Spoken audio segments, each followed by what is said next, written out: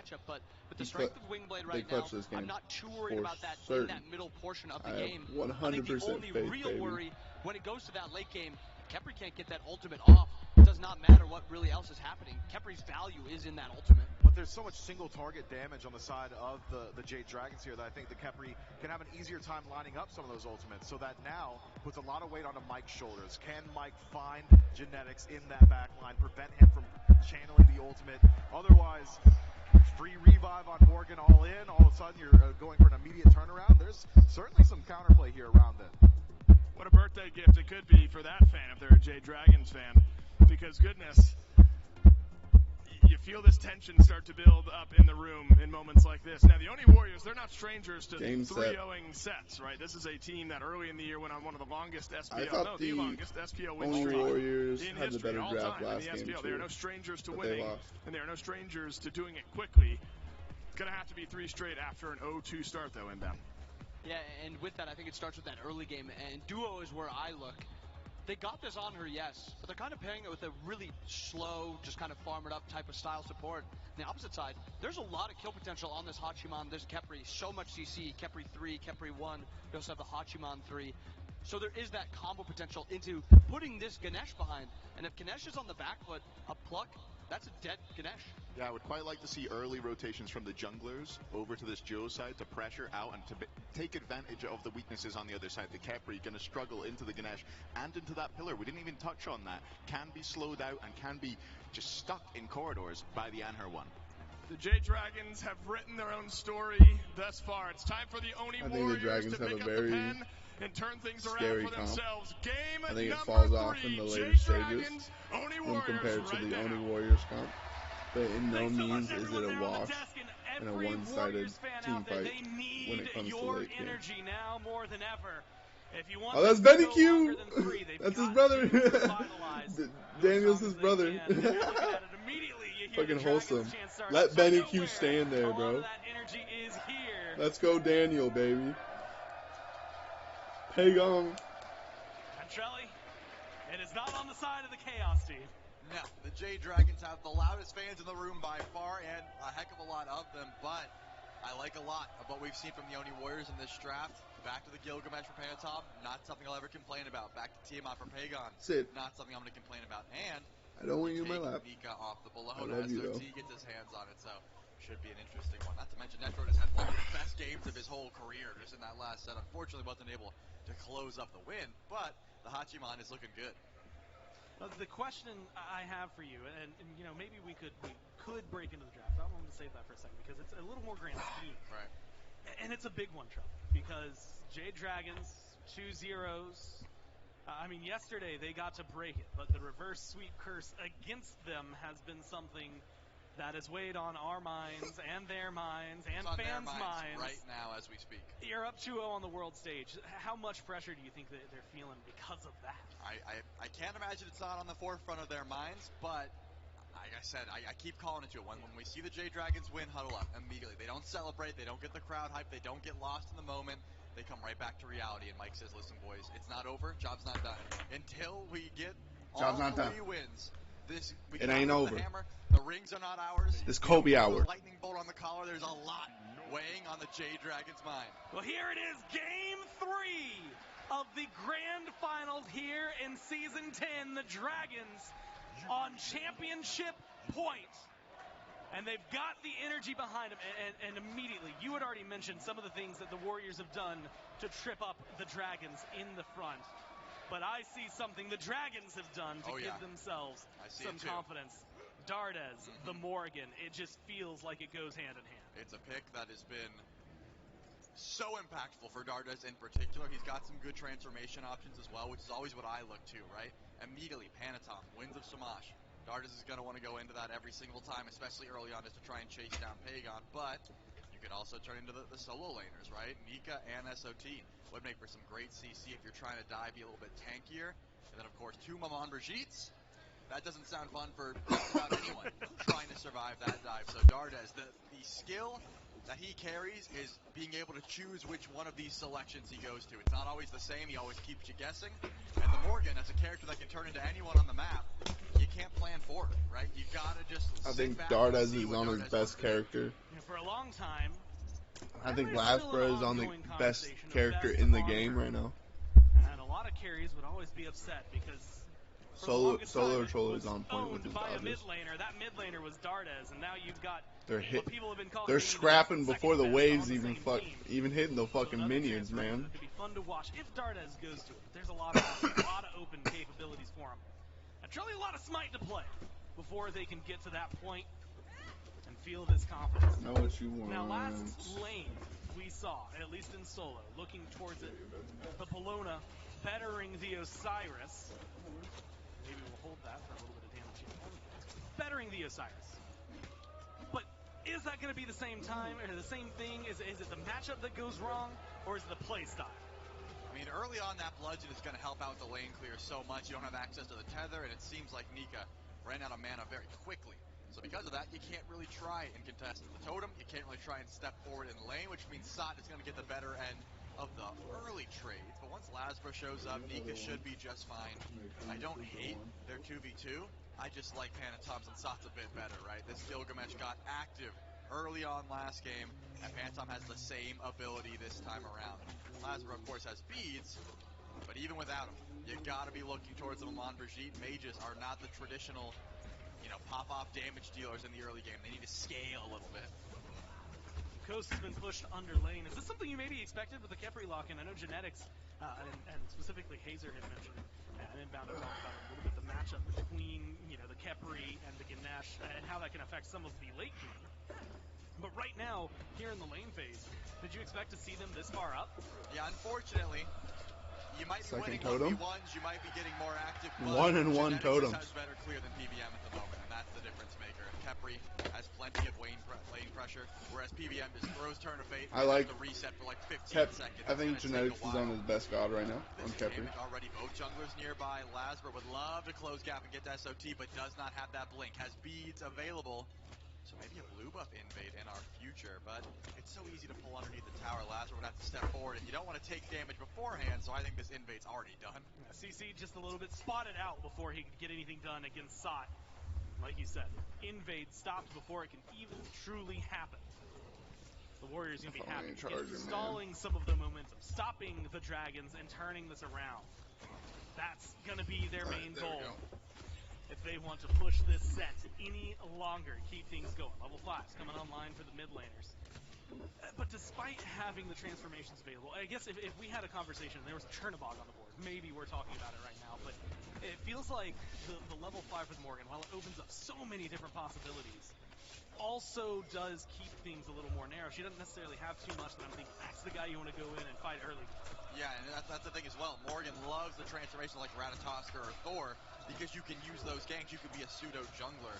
In this case, there's not much that's going to close gap very quickly unless you're turning into like Netroid, and that's not going to be the best gank. So Dardes does not have as much freedom as maybe he's used to. Things like the double Taji, the Thor. Nika is taking control of the lane. Good amount of CC if Dardes decides to use it. And it looks like just because Nika got his first back off, starts to rotate. Maybe once that do more. He got his tier 2 item, got Chalice. Not a bad look, but so he's going to have lane heroic pressure here leaping for a away minute. means that deadly aspect. The stun will not connect.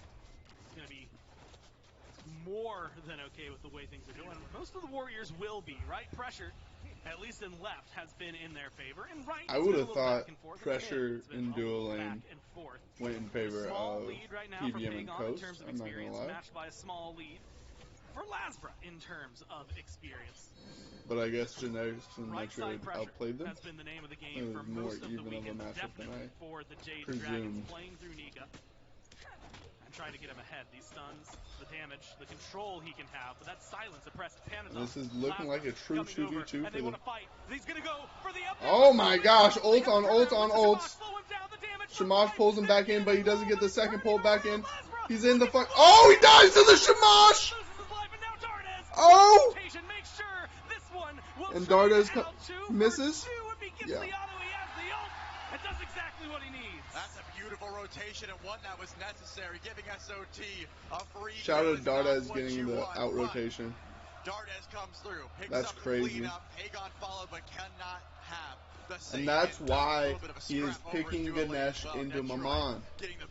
Because right when she comes out, if you die to the 3, you're in Shamash ult and you're fucked. You're taking damage. You're in a bad spot, you know. Could have lured the afterlife away, but I was thinking Artemis is a great counter into Maman, in my opinion, as well, because you can just pop Tusky, you know, and it counters her. Oh, Nestor is getting countered. Cannot find it. I mean, both of them that time trading out. Genetics Coast gets a kill if he try and go auto-attack for the red, no? so that could have been maybe a more true 1v1. I think Coast gets a... Cannot find it. I mean, both of them that time trading out. I don't know what button that Genetics is. wasn't nearby enough I to press try it and go for sometimes the and it red, fucks so that could up all have... my shit. Is clean. Natural of Maman Brigitte is hiding inside. That dash can be so annoying. You juke out some damage. It looks like a for sure kill. And then the trade is clean. Netroid getting low. Needs one more auto, but Coast. Mike has to play careful. And Netroid did a good job of dodging the auto. The totem over on right. It's finding his pressure. But the auto was thrown. I mean, the rotations from the mid lane, all of that massive in terms of making sure things stay the state because they are. Before and after on hurl, if you don't know, you can throw an auto attack. You lose one in the fight, and it's Phantom. It's better for them, but being able to get Dardes over there, get him a kill as well, feels like it makes these next few minutes dangerous. Lazarus maybe showing some of that SOT. Lockdown slowed out, leaps forward, damage is good, and the kill goes very well played by Lazarus. Beautiful play there, forcing out the Eagles rally. SOT had nowhere to run, and that's going to be another kill going the way. Let's watch that gank again. Feels like it makes set up by the man fight. Perfect positioning coming into lane. Lazarus sneaks up on the north side wall. Get him a kill as well. Feels like it see how he's sneaking up. Dangerous. Lazarus maybe showing some of that SOT. Lockdown slowed out, leaps forward, damage is good. Yep. And the kill goes Solo over control didn't ult far enough into tower. They're forcing out the Eagles rally. SOT pretty big had misplay. Nowhere to run. And that's going to be another kill going the way of Lazarus. This Maman Brigitte off to a fantastic start. Last game on her. She's been doing pretty well so far. Going back to the that basically decides the lane for now. Be too worried with the pressure that him and Genetics have mounted. For the next 2 minutes until we see another game. Well, Netroid doesn't have to worry, right? He knows exactly where Lazarus is going to be on the right side of the map. That's where he's been all game. But basically, all SOT needed to do is bait a little longer and walk until he could ult deep into his tower. He recognizes he doesn't want to go in for any more fights, and look at this, SOT, he's got the ult. Will he up down? Yes, he will. He goes for the totem, but Lazarus right here. And then immediate leap from Nika. You've got the damage, and you've got yet another kill. Dies for totem. Fuck, man. Now he loses blue buff as well because Phantom had helper syndrome. Can the Gilgamesh say anything about it? No, he cannot. It's 4-2, and it's a lead for the Dragon. That's rough. And that was a bait through and through, Gore. They knew that SOT was going to up down for that totem. They knew the Eagles rally would be used for some action. And without it, Lasper gets to pick up his third kill. You got to know by now, SOT needs to be underneath that tower. The Maman Brigitte is too big of a threat. And Sot's going double Fizzty, which has been the meta build, don't get me wrong, but no magical defense means Lasper is going to have a field day the longer he stays on this side of the map. And so far, facts. Actually, he's spending a lot of time over there, and it's but then again, Brawlers is sort of mixed. On the jungler. He's going to keep that pressure up. What's it called? Right now, mixed defense in that like the damage mitigation that you get from it is also going to mitigate the fact that the Hachi and Genetics magical. This is Camp Solo. Tier 1 tower line. Doesn't seem like the easiest call. You got to deal with the Scarab's blessing. You got to deal with mounted archery. Which I can't blame him. There's no pressure in duo, so where else are you going to go? Those down and still find a kill. And that seems like and quite frankly, Guild can't gank this on her without tower diving and putting himself into a bad position. Playing so safe. The Jade Dragons are not taking Guild went into remember, the left side of the map. Phalanx. You do not physical defense, and I love this. Phantom is going into more damage early. Last game he went into double defense in this slot, and I think all that he needed to change is he needs to build damage early. I would hope this is either Exy or Kins. I assume it's going to be Exy. There's the Dharmic Pillars leap forward. That was a good CC move by Pagon.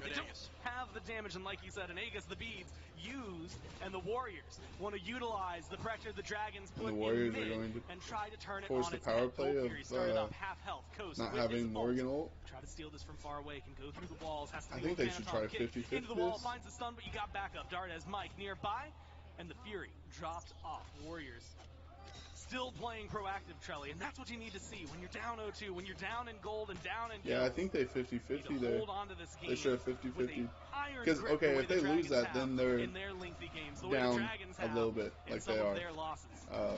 If they get it, it's It an looks like even they are game. putting some damage towards him in the jungle, getting low. The winds of Samaj. Pantom? Oh, he's going to get it. Huge stun by Dardes. For his support, if that stun doesn't come through, Mike might be getting sent back through the winds of Samaj.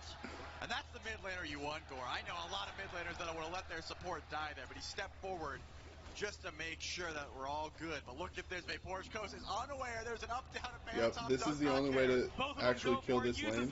You have to tower dive. All you need is one more Well played. Phantom has Well it, played. the jungler for the Warriors. Getting proactive. I should have on known There that, was a seeing single that dragon on Pantom the went side of left. Someone should have physical dropped down. I mean, defense Metroid tanked that up first. for quite some time. Of course, Genetics had the Scarab's Blessing. It would have been res, but this early on, with not many points into the ultimate, the health bar, would have been pretty easy to try and find. But unfortunately, because Mike gets caught out, has to drop some ultimates, there was no rotation. Vaporshkos goes down.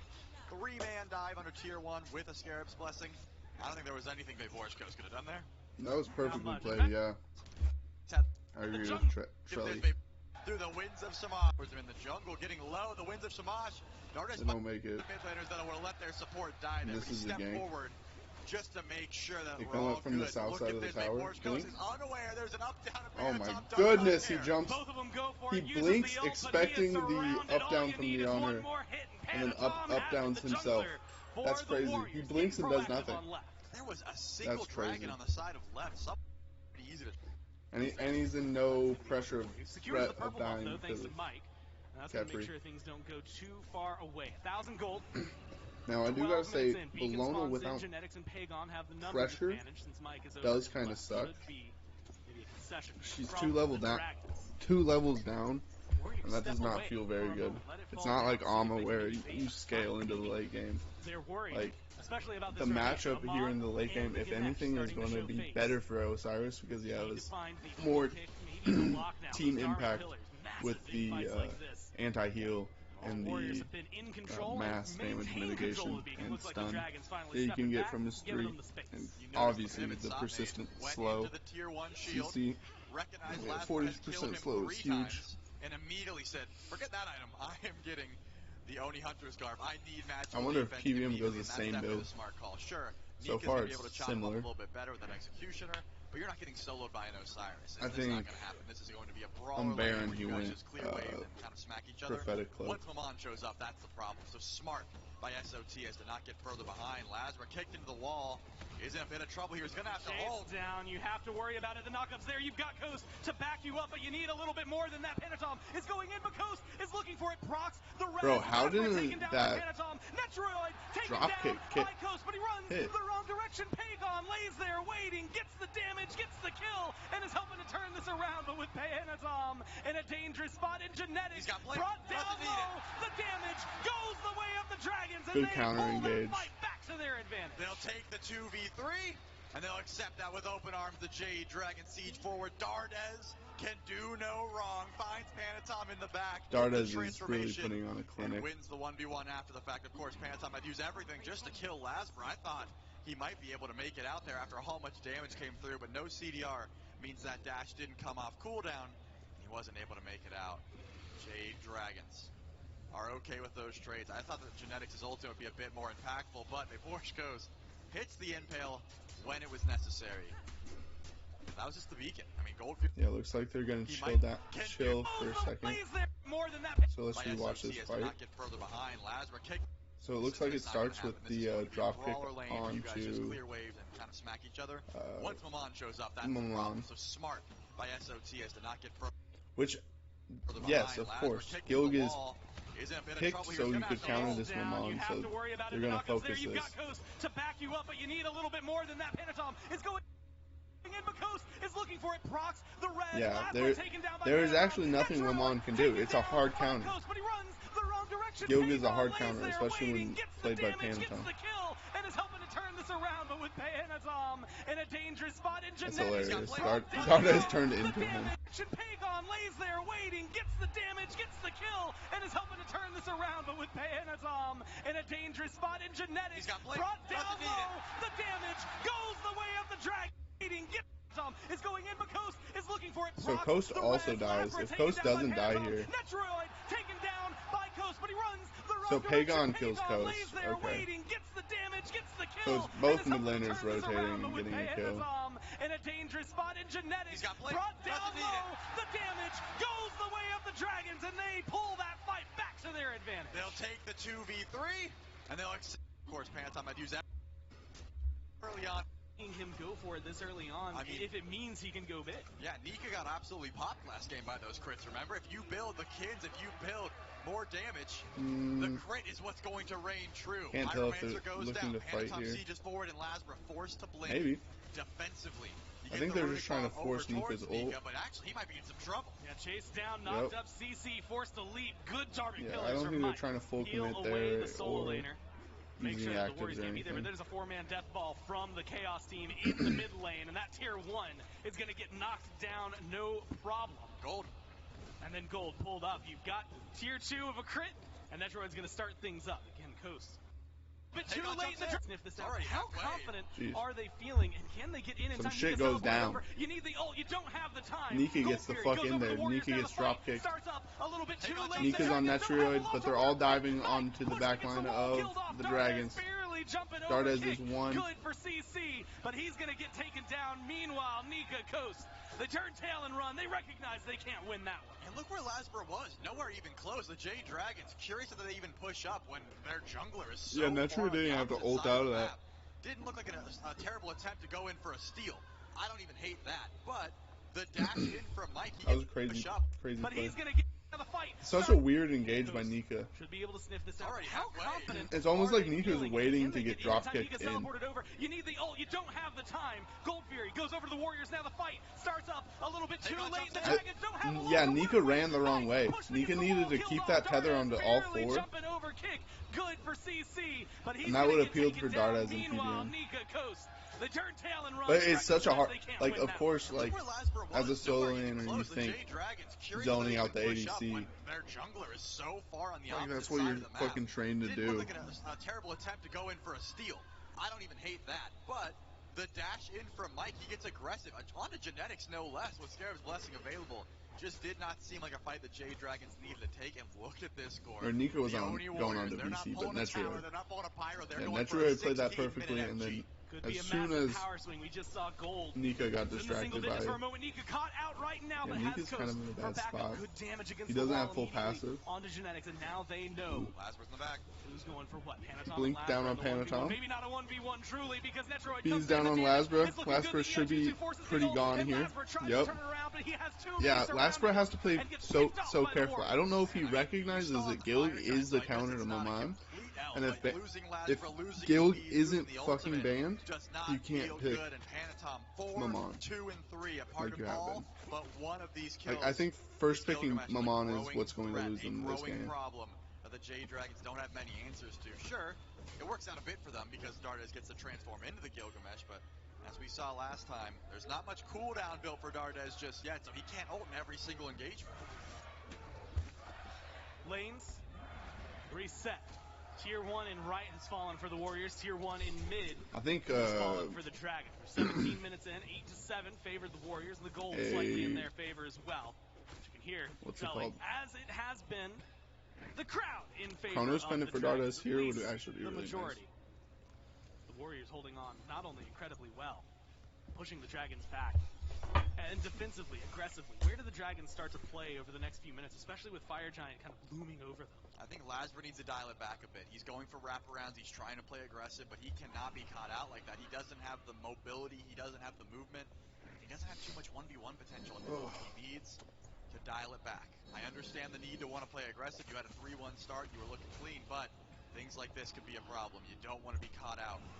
too far. Yeah, So that's Lasper step one. needs to recognize that their comp is Dial it wrapped back and around look for killing farm. him Pagon, level and 19. doing anything to TMI kill is him, getting so much. and then And that Kepriel proves think the trying to person get dove that underneath gets the tier killed one. and Yeah, the Jade getting Dragons out, and don't then have much forcing a room to step up 45 after the fact.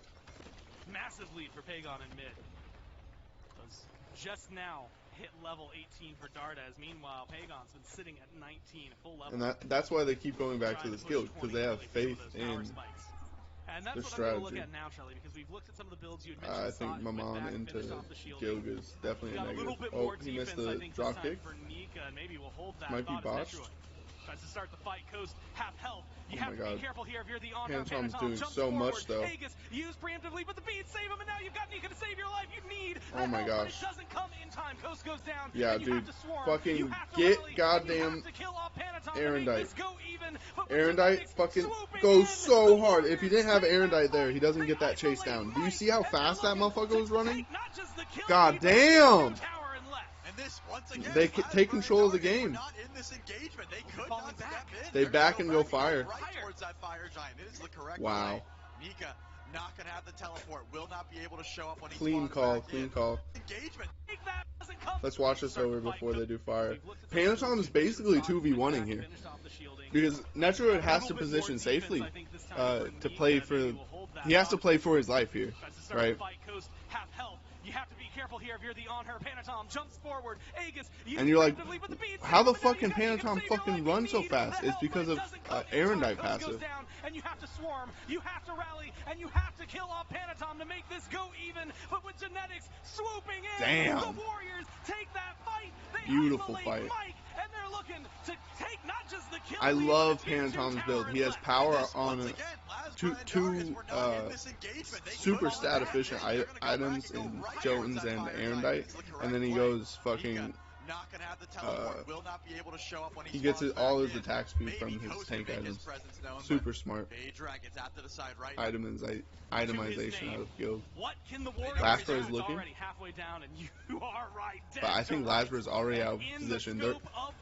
Again, as I said, their whole comp is to kill Lasper, force the 4v5 advantage fight afterwards. Over on the right-hand side of the They're map, going to force him back. Lasper's going to come over in the jungle, and then they're going to look for him. It's all about killing Lasper.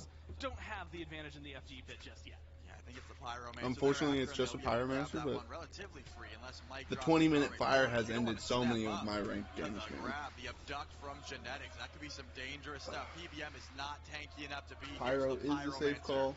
Will go down. Oni Fury is something that the Dragons wanted, but they don't have Oh a my choice. goodness. Now Fire Giant once again started up. They did the classic, do Pyro, then do fire. Fuck it. Let them know. Ring the doorbell before fucking doing this shit, bro. Lasper showed himself in mid. We killing Lasper, bro. Focus Lasper. Creates some trouble. Oh, used by Lasper to make sure he can get out of there. Lasper has no CC immunity for the next 60 seconds. I guess he has no CVR, so his ult's going to be probably... They have complete control of this game. Yeah, and that's the thing. The Jade Dragons want to just sit back. They want to farm. It's probably going to be next 90 seconds. But they have not had the opportunity because the Oni Warriors keep forcing them, baiting them into these engagements. CC immunity again. Lasper just wants to farm. He keeps running away saying, I'm not going to be here. Dardes, the same. So I think the play is going to be, again, dive Lasper, force the 4v5. Such a proactive game. They're not giving them the opportunity to. Fire Giant gets pulled every couple of seconds. Netroid has the crit online. Oni Fury could be... And basically what the Dragons have to do, and it's really contingent on Lasper. Lasper has to play with his team, play in the death ball, look to CC, and stay alive. That's all he needs to do. He's kind of like a damaged CC bot. A much more dangerous zone to be around. That seems to be enough for the Warriors to go ahead and fall back, relinquish the Fury Pit. Look for a pick instead. Should be worth noting. Level 20 right now for Pagon. Just hitting that first. And I really, on God, I hate Polynomicon. Charlie, that changes a lot of the scope. My man, I think it's trash. Of how a fight could break out. Right now, Nika, who's in a little bit of trouble, pulled back. You only have Pagon behind you, but you're taking a little bit of poke. Sot is looking for the loop around. The Warriors get Lasper's playing a lot better now. He's playing in the middle of 4. does not have the damage, does not have the steal, but now you have to worry about the fight. SOT's in here. Is surrounded, but the damage is going Yeah, we in here. We forced them up through the top path. Can't get out of there. Nika That was bad pathing. They needed to go south. down, forced away under the tier 2. But I think SOT forces them that way. Immediately moving over towards right. Very good play. This should be a fire pull. It isn't free though. It looks like they're gonna send two split push, and then they're gonna have Nika try to steal. Nika PBM maybe. Nah, Nika's not even gonna be there in time. They burn that shit so fast. It really does seem like the Jade Dragons are taking unfavorable fights just to try and stem the bleeding, but I think what Lasbra and Dardas have been doing is the correct call. Split push, get farm elsewhere, don't step forward, and bunker down for defense. Eventually, the Jade Dragons will have damage, but at the moment, they cannot So step what is the forward. win condition for the Dragons? So much kill potential, and it's all off the back of these tanks, Genetics and SOT, meaning just creating so much space for the back. When they do inevitably dive, he's not afraid to mount archery and ride the horse. they have to crush on them hard and right then. Basically just try to keep Lasper up for him to get his damage off. At least one stun. And maybe make it so Lasper survives long enough to dash into someone. And then that fight is very advantageous because then you just invested a lot into this person and fucking got the whole value out of their kit, right? Not even saying Lasper needs to fucking die, but if they all get low, or if like 2 of them gets low, then that's a pretty advantageous fight right then. But if you let them reset, heal, and come back into the 45 advantage fight, that's what Oni Warriors' whole game plan is going to be. Just back up, the tier 2 and afterthought. Jade Dragons need to stay underneath this base, but with the Titan pushing forward, the Oni Warriors are going to have a big 6-man with a large health bar and plenty of damage. Even a Phoenix could be their target. Yeah, why not? Grab the Runic Bomb. Pyromancer's up too. You got 1 for Genetics. 2 means you just absolutely destroy the Phoenix. They're playing this calculated, Gore. Aggressive? Yes. Quick? Also yes, but calculated. The calculations. I think the later this goes, the more likelihood the Dragons have to tries win. To go for an abduct there, prove your point. It can be dangerous. They've got the Chaos. I think they're going to get away from this Ganesh pick on the mid Phoenix in totality. Not because it's a bad pick or anything, but just because I think players are so used to playing around it that it isn't getting the value that it normally would get. Has eyes on the jungler, has eyes elsewhere. The Phoenix now that Solar Troll commits, gets impaled and dashed. Not enough to save the bird. Chaos Titan marching forward with the Warriors. Gilgamesh ults and then makes the whole fight disengage. Yeah. Gilg's build is fucking nasty, man. So far, Lasper has not been able to get active in a single one of these engagements. Immediately gets poked out by Panatom. He's got the Bumbus Hammer. He's got Fire Giant buff. And he is a menace on the map currently. Not just one Phoenix is good enough. Dardas sneaks forward, goes for SOT, finds a little bit of damage, but they're going back. They're deep in the back line. Panatom is the one to watch as he gets chased down. Dardas trying to make sure he controls him. You got to be careful. Panatom gets the reset. Huge. That's game. Nothing can go wrong now. Start to fall back. They recognize no poke. Nothing can go wrong now. All away. At least we ain't seen a 3-0 sweep. Fire Giant power play. Another minute on the board, but instead, Trelly, it's the jungle. It's the board. No, it really comes down to the fucking. You can see there's signs of life here from the Dragons. I mean, Dardas finds a great engage there, turns right into Panatom and tries to dive, but Genetics is on point. We haven't even touched on the Scarab's Blessing. Even if the Jade Dragons find an amazing moment to find a pick, it can just get taken away. The revive from Genetics can be so impactful, and that's exactly what happened. I think both teams have to get away from this Ganesh pick. Because, in my opinion, something like Ganesh has only so high of a skill ceiling, where Khepri has such a high skill ceiling with his ult, and like how he 3s and how he 2s and how when he dashes, how he dashes. So, I think both teams should get away from this Ganesh. It hasn't looked good in this set whatsoever. You gotta play catch up right now and level. Mike and Nika. Like Genetics picked it first 2 games and lost. Now PBM's picking in. The game's looking a whole lot south, a whole lot worse. opt for than where they were Primal at here. He takes a little while to burn down, but they're going in to the get the last job 2 done games at nonetheless this as the point. Dragons focus basically or purely on base defense. Now, fire minions in mid and in right. I agree with you wholeheartedly. When you have 2 Phoenixes down, you're just focused on defense. But it feels like a good spot to be defending if you're over Good there. poke by Coast Pagon. needs to be a little more careful. This tier 2 in pressure. The Warriors, no Pagon's fire gonna giant, take more nothing to from the play tower, over on though. right. Instead, still playing proactive, Charlie. So far, that's the case. Lasbra taking a bit of a trade here with SOT. I see no damage heading towards Apolona.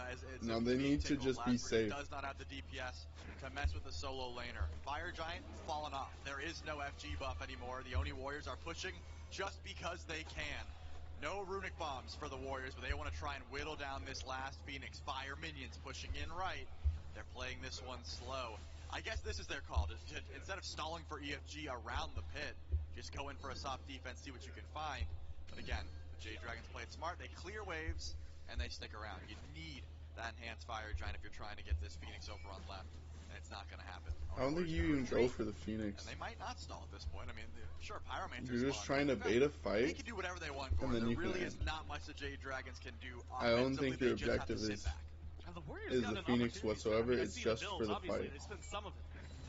But with the If they get Pyromancer 2 coming up, it feels people, like they get just 3 been people, outpaced they can for end the so game. long. Now, Charlie, one thing you had mentioned for the Dragons prior, If they only not get 2 needing to people, step it's a little up to sketchy. Fire Giant, But sub 30. Now we're approaching 29, and it becomes a different conversation. Now Runic Bomb in pocket for genetics as the Pyromancer goes that way. You are looking at, what, Bomb the 14,000 Titan, bro. gold for the Warriors right now. And the Fire Giant fight that could break The through. mid could be the most Phoenix is crucial going to be portion spawning in of the this next game. Great 30 silence seconds from or Mike. so. Stops Panatom with a lead. Comes back up the Panatom winds goes of in. Shamash. Turns Dive some onto things VC is the around, call. and the damage onto Double ult Coast, onto the VC. shutdown onto Coast Nika gets from peeled the on the solo back line. laner. Does exactly what you need. Last You've person- lost both Last the person in no pillars man's land. in your side lanes, and the jungler to boot. 3 That's game. gone on the Dragons. The Warriors They got 3. say no They right don't need here. EFG. Step They forward. got bomb. Mid Phoenix End is the the game. first target, but it is the Titan that they want more than any. Oh my gosh, Dardas saves the game! He gets some damage, but he doesn't get the kill. Not enough to shut him down. Oh my gosh! Gone, and you can't get the kill. The TSR. Dardas almost saved the game. Actually, if they get Netroid, they... The Oni Warriors Oh my god, Dardas is so good. We have at least Fucking hell. on our hands. 6-0 for Pagon. 6 kills for Panatom. What a performance. Oh my goodness, bro. Let's watch this last fight. Exactly like I called. They aren't looking for the Fire Giant. They're looking for the fight. They baited them out of the fucking hole of the base. You are looking at holding up into the base. 14,000 gold for the Warriors right now. And the Fire Giant fight that could break through could be the most. It's Panatom. See, I think if you're gonna be here for the Dragons, you have to engage. You can't just be sitting around and let Panatom pick his target. Because Panatom's really fucking good. But the lead comes back up the winds of Shamash, turns some things around, and the damage. Like Panatom keeps doing the fucking classic, like blink in. I'm auto the air a couple fucking times because I know your team's gonna turn and fucking CC me, and then I'm going to fucking beads and then ult and then use my whole kit to dive you. It was beautifully done by Solo Troll and Panatom. Perfect dive. Perfect dive. From Mike stops Panatom with a lead. Comes back up the winds of Shamash. Turns some things around, and the damage onto Coast. The shutdown onto Coast from the solo laner does exactly what you need. You've lost both the pillars And then in your Lasper's side just lanes, and the jungler to got boot. fueled. 3 gone on the The Dragons. backline did the job as well. Say no right here. Step forward. Not enough to shut him down. 3-0. Genetics does not on the left side of the map, and because of that, I would argue both of them, right? Him and Genetics, I think, really SOT. opening up so much of the conversation. This has been the second time. I don't really like to think about what other people think of me too much, honestly, like both positively and negatively. I just like to try to be the best teammate I can be. Sometimes I am, sometimes I'm not, sometimes pain in the ass, you know, it just depends, but I definitely think throughout my career I've been very privileged to play with many great players and great teammates, so it is nice to hear people like Twig kind of share the same feelings that I would feel towards him. Oh, I'm so emotional.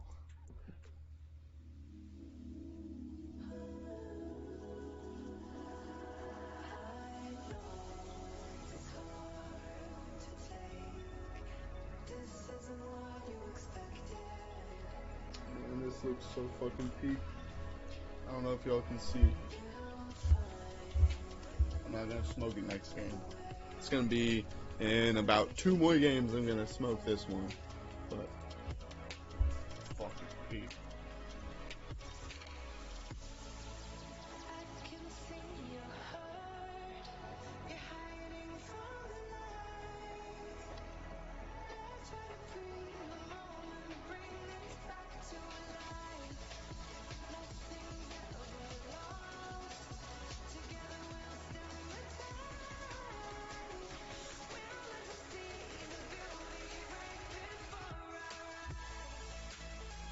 Well, anyways, it says SWC.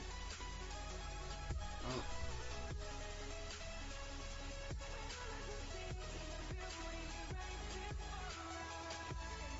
I think the camera's backwards, so. But in real life, it says SWC. Left to right. So. That's pretty cool. That's pretty cool in my opinion. Another rainy day.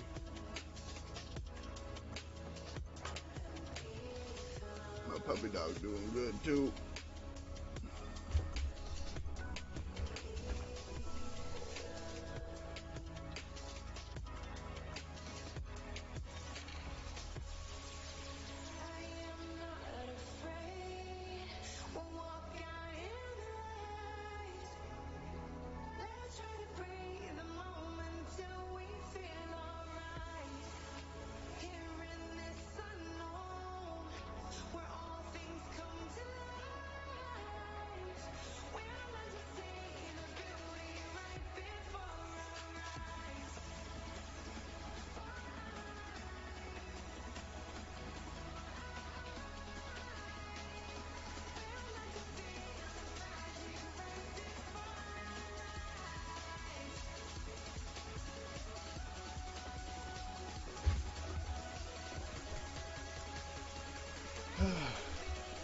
Yeah, these games are bangers.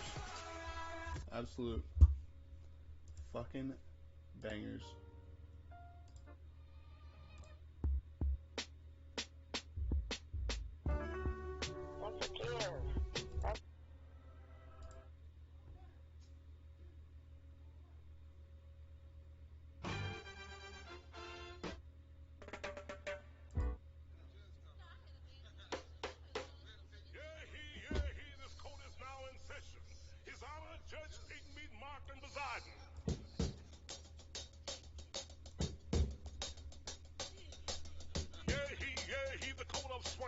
It's just about ready to do that thing. I don't want no tears, I don't want no lies. Above all, I don't want no alibis. This judge is hip, and that ain't all. He'll give you time if you're big or small.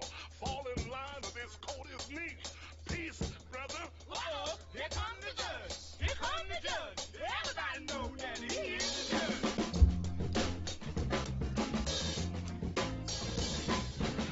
Everybody, near and far, I'm going to Paris to stop this war. All those kids got to listen to me because I am the judge that you can plainly see. I want a big round table when I get there. I won't sit down to wonder square. I'm gonna lay down the law. They better not budge. I bust some head because I am the judge. He is the judge. He is the judge. Everybody know that he is the judge. Who's there? Eyes. Eyes who? Eyes your next door neighbor. Out of this courtroom.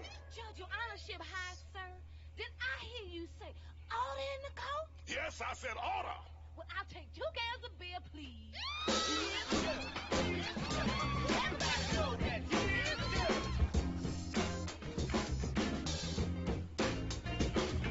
I had a chat with Ho Chi Minh. Sip rice wine and chase with gin. Won't take long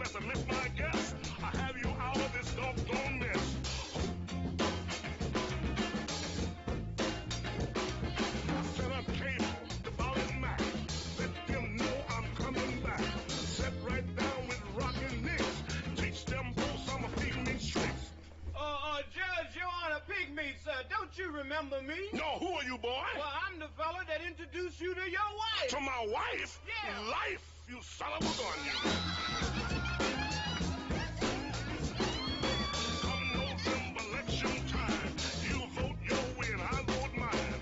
Case is a tie and the money gets spent. Vote for Pigmeat Marshall President.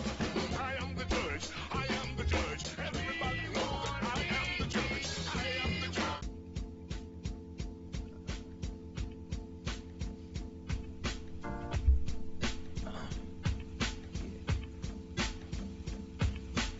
She was born in the grassy hillside of Vernon Heights, where the grass was greener with the chill type demeanor. Her name is Carolina, glad to meet you. Hey, why don't we paint a picture? I bring my easel, express your stuff, girl. I know you need to, and then we'll quote some poetry, haikus, and then bar similes, 'cause you know what you know. The world is yours. Something like that. Maybe even less. Does Maybe. it feel like you could go lightning speed? I feel like my arm's about to fly through the stratosphere. And it will with the Steel Series Aerox 5. Thanks to Steel Series for being with us here in Season 10 of the Smite World Championship. Live in Arlington, Texas at the Esports Stadium. My name is Dolson Mifflin, inbound, and Hazer still with me. We're going to look at the Steel Series Simmer down. of glory Simmer down. to talk about game number 3. We still got 2 games to win, baby. Just tuning in, it is not a 3-0 J-Dragons World's victory. No, the only Warriors have some life, Hazer. Yeah, absolutely. And I want to take a look at what was going on with PBM on the Ganesh here. I think we're going to see a lot of clips of a useless elephant sitting there while Panatom absolutely wails on people. I feel like this Gilga, we finally saw the value that Panatom was looking to bring with it. And there was just no answer on the other side. They had no answer. Now it's to like, the what do you do? From Salt and from Panatom. What do you do outside of the Because Gilgamesh? of that Kepri combination with it, the Ganesh, all 3 games so far has been rather useless, and I think we see both of these teams stray away. Do from they that not Ganesh. pick the Maman because you picked the Gilgamesh, or do they ban the Gilgamesh and then still pick the Maman? And then what do you do outside of Gil? Right?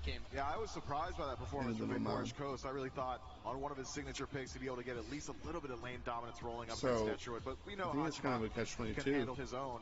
But surprised, and if you were watching the stage afterward, I mean, Ghost looked shell-shocked after that loss. Yeah, for sure. He was kind of, I mean, and then he was a little shell-shocked there, but it's on his teammates, the guys that have been here before, they've done this before, the veterans, they really need to rein him in, get him focused up.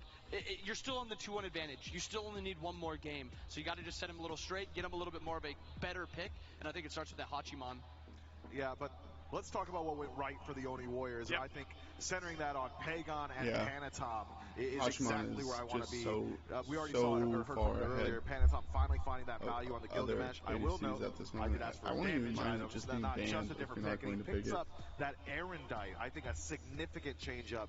Finally had some of that kill pressure we were looking for. I and recognize then, that just too. a lights out performance from Pagon on Tiamat. Yeah, when I saw Panatom get the light blade from his passive, I was really hoping he was going to upgrade that into an executioner or a Kings, but sells it out, picks up the Arendite, reveals the stealth of Morrigan, makes it really difficult for Dardes to play in these fights. No escape for the Morrigan. And the J-Dragons fans have been the wind in their sails ever since being 0-2 down yesterday. And don't get me wrong, there are plenty of Oni Warriors fans in the building as well. Plenty of noise when they win game number 3. But also remember, there are players on the stage, on the Oni Warrior side of the stage, that also like silencing crowds, right? Be careful of certain players when they're able to tone down some of the J-Dragons fans. That will fuel some of the Oni Warriors just as much as their own fans cheering them on. Game 4, this one could change everything. We'll get into picks and bans and see exactly what happens. Our analysts have set the stage just a little bit here. Hazer, what are some early Time to make priorities you're money. looking for in picks and bans? Time to make money, Oni Warriors. Time to make money. Earn their money as a former coach. I apparently didn't earn my money well enough on the world stage. Never quite managed to do it. Hey, shout out to Hazer thinking on the same fucking You're wavelength. good. It's the fucking money match. This is what all fucking year has been about. You want this money. Coast's best pick. They have opted to swap sides though. The J-Dragons in first pick last time. They lose. I agree with the Warriors going here. Okay, if they ban Gil, you first pick Maman. First picking away that Hachi. Maybe they're going to opt to go for a bit more of a throwaway ban, a bit more of a target. I don't, because then do they go Hachi? Or then what do they do? You know? Lower the value on this Mammon. It's not a horrible pick. It's not Lasbra that isn't doing enough on it. I just think there's counters into it. This Gilgamesh matchup is very tough for her to live on, and that Gilgamesh had a lot of value in that last game. And going into this first pick by the Warriors, if they don't, 100% agree. if they don't Hachiman ban Gil, yeah, they don't. Right here, so I think you don't pick Mammon and you pick Hachi. I agree. I think Hachiman has just been so dominant throughout this event. Not only is he strong in the laning phase, he helps you out around the objectives. He's got brain dead. Safety. Hachi is by far 68% win rate. What the fuck? Safety in Hachiman. Holy fuck. Leave him alone on an island. 62% win rate. My bad. That's still insane. And going into this, they go for this Mammon again. They prio it just a little bit too much. Visceral reaction. Yeah, does that deflate you a little bit? Yeah. I don't like this Mammon. Again, they're going to pick the Guild. We even talked about it in that first and second game. I assume they're going to top 3 the Guild now because they don't want to ban it out. Guild is such a free... Okay, they leave it open. Guild wasn't doing enough. So they must have another counter. But aside from Guild, that's what I'm going to go with. Take away from Pegon, grab it for Dardas. Dardas on that Morrigan struggled to get things going, couldn't get aggressive, couldn't get in there because his front line weren't able to support him doing so. This time he criminally underpicked guy. Achilles is nuts. And now the Osiris criminally is underpicked. Achilles for Nika. But why is it the Achilles? It's because of the revive on the other side. I'd actually talked to Genetics recently. He said, look, everyone's going to say Thanatos, Achilles, that's the answer to my Khepri. And he said to me, Mythland, that's not going to work. And he wouldn't go any deeper on it. He steepled his hands like the villain that he is, and he leaned back into his chair. Let's see if he can put up a shut-up. And I'd argue that Achilles, even outside of this matchup, is a very strong god indeed, because if it goes late, he's getting tankier than just about any other character. My only worry here, the Jade Dragons have been playing for these totems. They've been playing to dominate solo. Is he going to be able to do this against the Bellona? Bellona, very strong in most early game matchups, totem dominator. It's a little bit of a switch up by the Dragons, and it makes me a little worried. Yeah, I think that Achilles has decent matchup into the Bellona. You can cancel out that bludgeon, remove that burst potential. You're not exactly reliant on your auto attacks either. The nuance of, well, you know, in the Osiris matchup, I can at least disarm, go for the boxing match, use block stacks as well. With Achilles, it's I do like the Achilles pick, but stun you out. I'm going to play around my sustain. I agree with Cherio. Cherio was saying Achilles here is actually pretty good. The totem as Achilles is to play through the PvP. I really like this Heim pick. I was a little worried we might see another Anher, we might see another Ram or something like that, but Heim. But I do say the Achilles and the Bellona should win lane based on her lane clear. But Achilles could technically out-fight her for the lane. So if they're looking to camp solo like they have been, I think it's actually going to be pretty advantageous because Achilles is already going to lose lane pressure a little bit. Because you have to be worried about that execute. Now I want to see Mike. Like Achilles is going to lose lane pressure a little bit, so Bellona is going to be pushing up the tower line, taking cooldown buff. And as we've seen in last game, the man likes to camp the solo lane a bunch and try to get SOT behind. That seems like their MO. So I think it'll be a pretty good strategy for that. Spot right now, but this is a pick. Heimdall is a nice pick into the Bellona dive. After game 3, maybe something he's comfortable with for game 4. And he should be comfortable. He's one of the safest hunters, if not the safest hunter in know Smite. About the you guild. Can trust him to just hold his own in lane, and it also maybe dissuades the Oni Warriors from going towards a Morrigan themselves. I don't know about the Gilgamesh into Heimdall, really Achilles, Tiamat. And Vulcan from Pegon. This is the first Vulcan game we get from Pegon. He's been sticking to. But he did look so good on the guild. Now he's going into this Vulcan. I agree with this. Change it up, switch it up. Go into a more hyper carry god. We expected to see also the Vulcan though. I'm interested to see how Pegon like is going to play it because he has not pick. Stretched. Obviously he can play it. I didn't think guild was a play into. Yeah, I really, Heimdall, really because like this draft. Like Gil, you got to get close to do all your damage. Susano able to get in there, and really, Heimdall's really going to cuck you when you try to do that. Lock him down, finally able to take him down. He's got a second life, courtesy of Genetics on this. And Panicom has been really heavily camping the duo lane and valuing duo pressure, even sacrificing that the Jade Dragons comp lacks as well. They've gone high. SOT's a lane. hunter who doesn't have especially good objective damage, and Tiamat, not great objective damage either. Oni Warrior is going to be able to control those objective fights. You know what I want to see here from Mike? I want to see a Nox. It completely shuts down everything the Warriors can do. It gives that beats pull potential. How you feel about that? It's really close. It's really close, and it's a little bit easier to maneuver into those late games. A little bit more team fight presence. It's what I wanted them to go for because it is that beats pull potential. But again, it's a risky pick. It does plug I that think gap Nox at is a least a way little safer bit pick around than objectives ESET. as well. It's a poor ESET, not going to do crazy damage with a circle of protection, but it allows you to be a little bit tankier while you do it, provides that heal, provides another source of burst damage around Fire and around Gold Fury. Fellas, let's not beat around the bush, though. I'm looking at these drafts. I see Oni Warriors playing their signature style. All these picks I associate with these players. I like this Oni Warriors draft significantly more than what the Dragons have. And I'm going to go back to that Maman. I think there's just too much prio on this god. Agreed. Maybe that Bologna pick by Nika in that first slot to pair with that Tiamat, I would have liked a little bit more. But again, it's on the Lasbro. Lasbro's going to have to find these openings, and he's going to have to kind of do it with just the Achilles. He's just going to have enough threat there, and he's going to have to do it through the Kepri. So it's going to be a tough call for him. Some openings potentially now for the Oni Warriors. I completely agree. Their style of play largely reflected by the picks that they now have locked in here in game number 4. What are some openings in your mind, Miff, for the Jade Dragons here? Because we see some comfort picks for them. So you still see a cohesive unit, though, a team that can play as 5. I think Hazer hits on a really good point.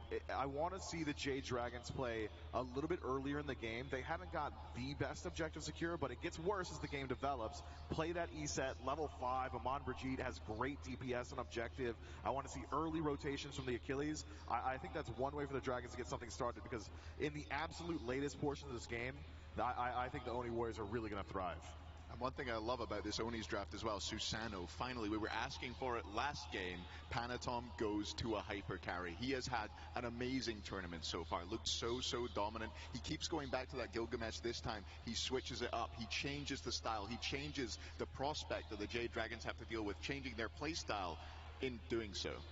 I will say, Oni Warriors do scale. They do play very well in that late game. But this is not an easy Dragons comp to dive. The Heim, a lot of survivability, beats pull potential. Same with that ESET. And then on top of all that, trying to kill a Tiamat with that second life, that quadrupedal stance, I think is what it is. Trying to get something like that. Trying to kill in that scenario. It's not easy. It isn't, but they've got so much survivability on their dive. It might not be easy to get into that back line, but it's a lot easier when you don't have to concern yourself with your own life, and that's exactly what Kepri gives you.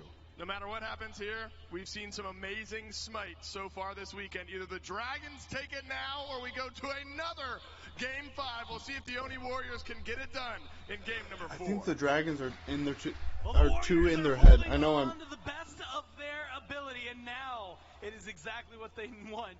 Shelly, right now, people rooting for the 3-1 Warriors, holding on as best they can, and some interesting picks that get to come through, and more importantly, the first look on Pagon outside of those 2 mages that we have seen so far, onto the Vulcan, and one that it feels, again, kid in a candy shop style electricity for me. It just feels like it could have so much to go for.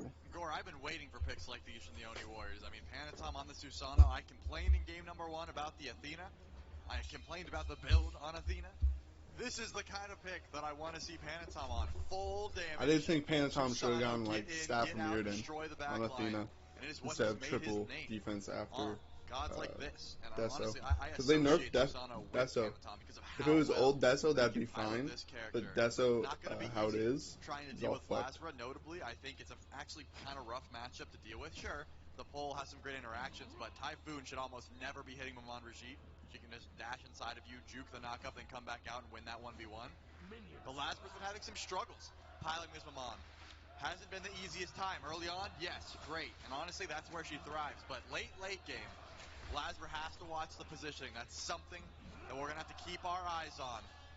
The Oni Warriors got 1 game under their belt. They need game number 2 to go off well. Someone brought their trombone? Kepri, finally there's been somewhat of an answer to it. Nika going towards the Achilles. Remember, Fatal Strike, the execute, does not care about Scarab's Blessing. It will negate it entirely. But you got to be on point with that ult, and it can be body blocked very easily. Now, another matchup I'm really interested in seeing, and one that again, got a little discussion last game. Caught Netroid's dash. And maybe the Achilles needs to come to the conversation here, but also with the ESET they're gonna from lose Mike. pressure. That's something we've seen in a long time. Yep. But something that, again, in the right modes, you got to silence the stun. Massive ult that can help in team fights. It does provide a good bit to what the Dragons might need, especially in some of the mid game. Where are you looking at it? Just objectives? It does definitely provide a lot, but it is a pick that I have been a big hater of in times when it was one of the better support picks, just because Circle of Protection, the way that ability is designed, is to be the best objective confirm in the game, and the way that people build, and the way that Mike is going to build ESET support, is full tank. You're not going to get the same amount of value from it. It's not as if the Spirit Ball, it's not as if the Silence, the Dispel Magic, all of these things are going to be double stun, double very silence. impactful. PBM is fucking going off on this ESET so far. Just feels like the Every time we've seen him in the fucking game, job done as well. We'll have to see. Mike he's went to hitting it for some a reason. He crazy feels shit. confident. He's been looking good this entire tournament. We'll see what he can do. PBM's mages have been looking peak. Championship point here for the Dragons. It was honestly probably good for him to get PM for picking mages early in the season. Lasper's around, looks for some That should be expected, and exactly like I said, a kill in right. Forces sought to fall back and play safe. Nika isn't winning the wave clear, so he has to fight through solo to win the In lane. games 1 and games 2, it was just able to translate really well. I guess in game 1, actually, it really was just holding on as long as they could. But in game 2, they make that translate really well. Here, we need to see a little bit more of that. And I want to turn attention to the solo lane, because not only do we see a little bit of back I don't and think forth, anything's going to come out of this. Control, but now He's just there to protect blue buff. And it looks like both jungles are doing the exact same thing. And so far, the way the lane has gone, Is that Pantom's pathing aggressively? Yeah, the two picks that I called attention to during Or group he's stages just was kinda- the Achilles and the Osiris picks that I wanted to see a bit more of. We've seen a ton of the Osiris since then. We've seen a ton of motherfucking pauses. What the fuck is this?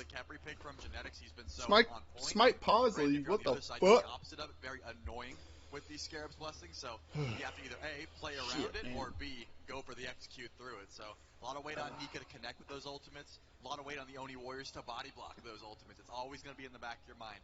Am I getting low? Do I have enough HP to even survive this engagement? Can I frontline when Nika is around? It just adds another level of chess to this game. And right now, I think the biggest thing to do, and I'm kind of curious, if you're the Dragons, do you need to just Charlie's turn shirt up the is pace, fucking dial it tight. to 11, push as hard as he can in this early I like game, Charlie's shirt a and lot. just get a massive lead that the Warriors can't overcome?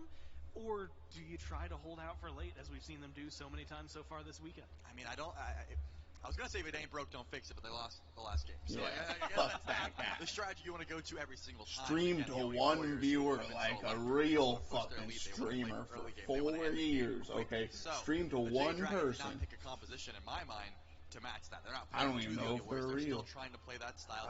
I don't know if I'm imagining the one viewer, but if they could put some but brakes on this game and just say, hey, we're going to spawn at level 30, they would definitely do that. Well, thanks for bearing with us. We jump back into game here again, just 3 minutes in. No team has pulled a lead. So do you want to see, and maybe this is too early for this conversation, right? We're only 3 minutes, so like counter punches from the Dragons, is that where it goes? I know you mentioned Lasper early. We saw him show up in right, what some of that pressure can bring. But where is their real punchback against the Warriors, who seem to have gone not just for the whole run it down draft, but for one that just emulates. Yeah, it looks like Nika's been practicing this god. Still think it has a lot to do with Nika. He's going to be extremely tanky. That's one of the benefits of Achilles. You take the armor off early game, you put it back on late game, and you get even tankier. Remember, most of these auto attack warriors, your Balone, your Osiris, they've been teching in Kins, they've been teching in Executioner. 2 damage items in a solo lane build means you are getting one shot by the crits. Achilles is not going to be doing that. Maybe you get one item like that, but Netroid is going to have a much Dude, more if you get motherfucking Heartseeker on Achilles, it's so strong. He's got a rough time diving coast as well. One of the benefits of Heimdall, Although I don't think we'll see that. But I think that is the best damage item for him. Is that knockup? The bludgeon is going to be a problem. Any melee character that once it gets close and auto attack is going to be a problem. Ghost. Thin margins there on the Bifrost. If that's that was close. Netroid might have wanted to chase down with the ultimate. Either way, I think that the backline of the Jade Dragons is pretty self-sufficient. If he doesn't Bifrost like that, he definitely stuns. So Mike and Nika can stand forward. They can focus on engage. They can focus on CC for the squad. Question, Genetics, Netroid over on the left. How much pressure they can apply, and then what they can do with that pressure.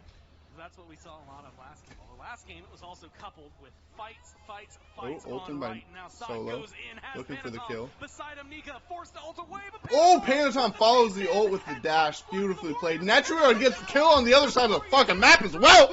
aggressive in the duo lane. There's we ain't fucking done yet, bitch. They didn't have to dive that tower. I cannot believe it. We saw Bert fucking streaming to nobody.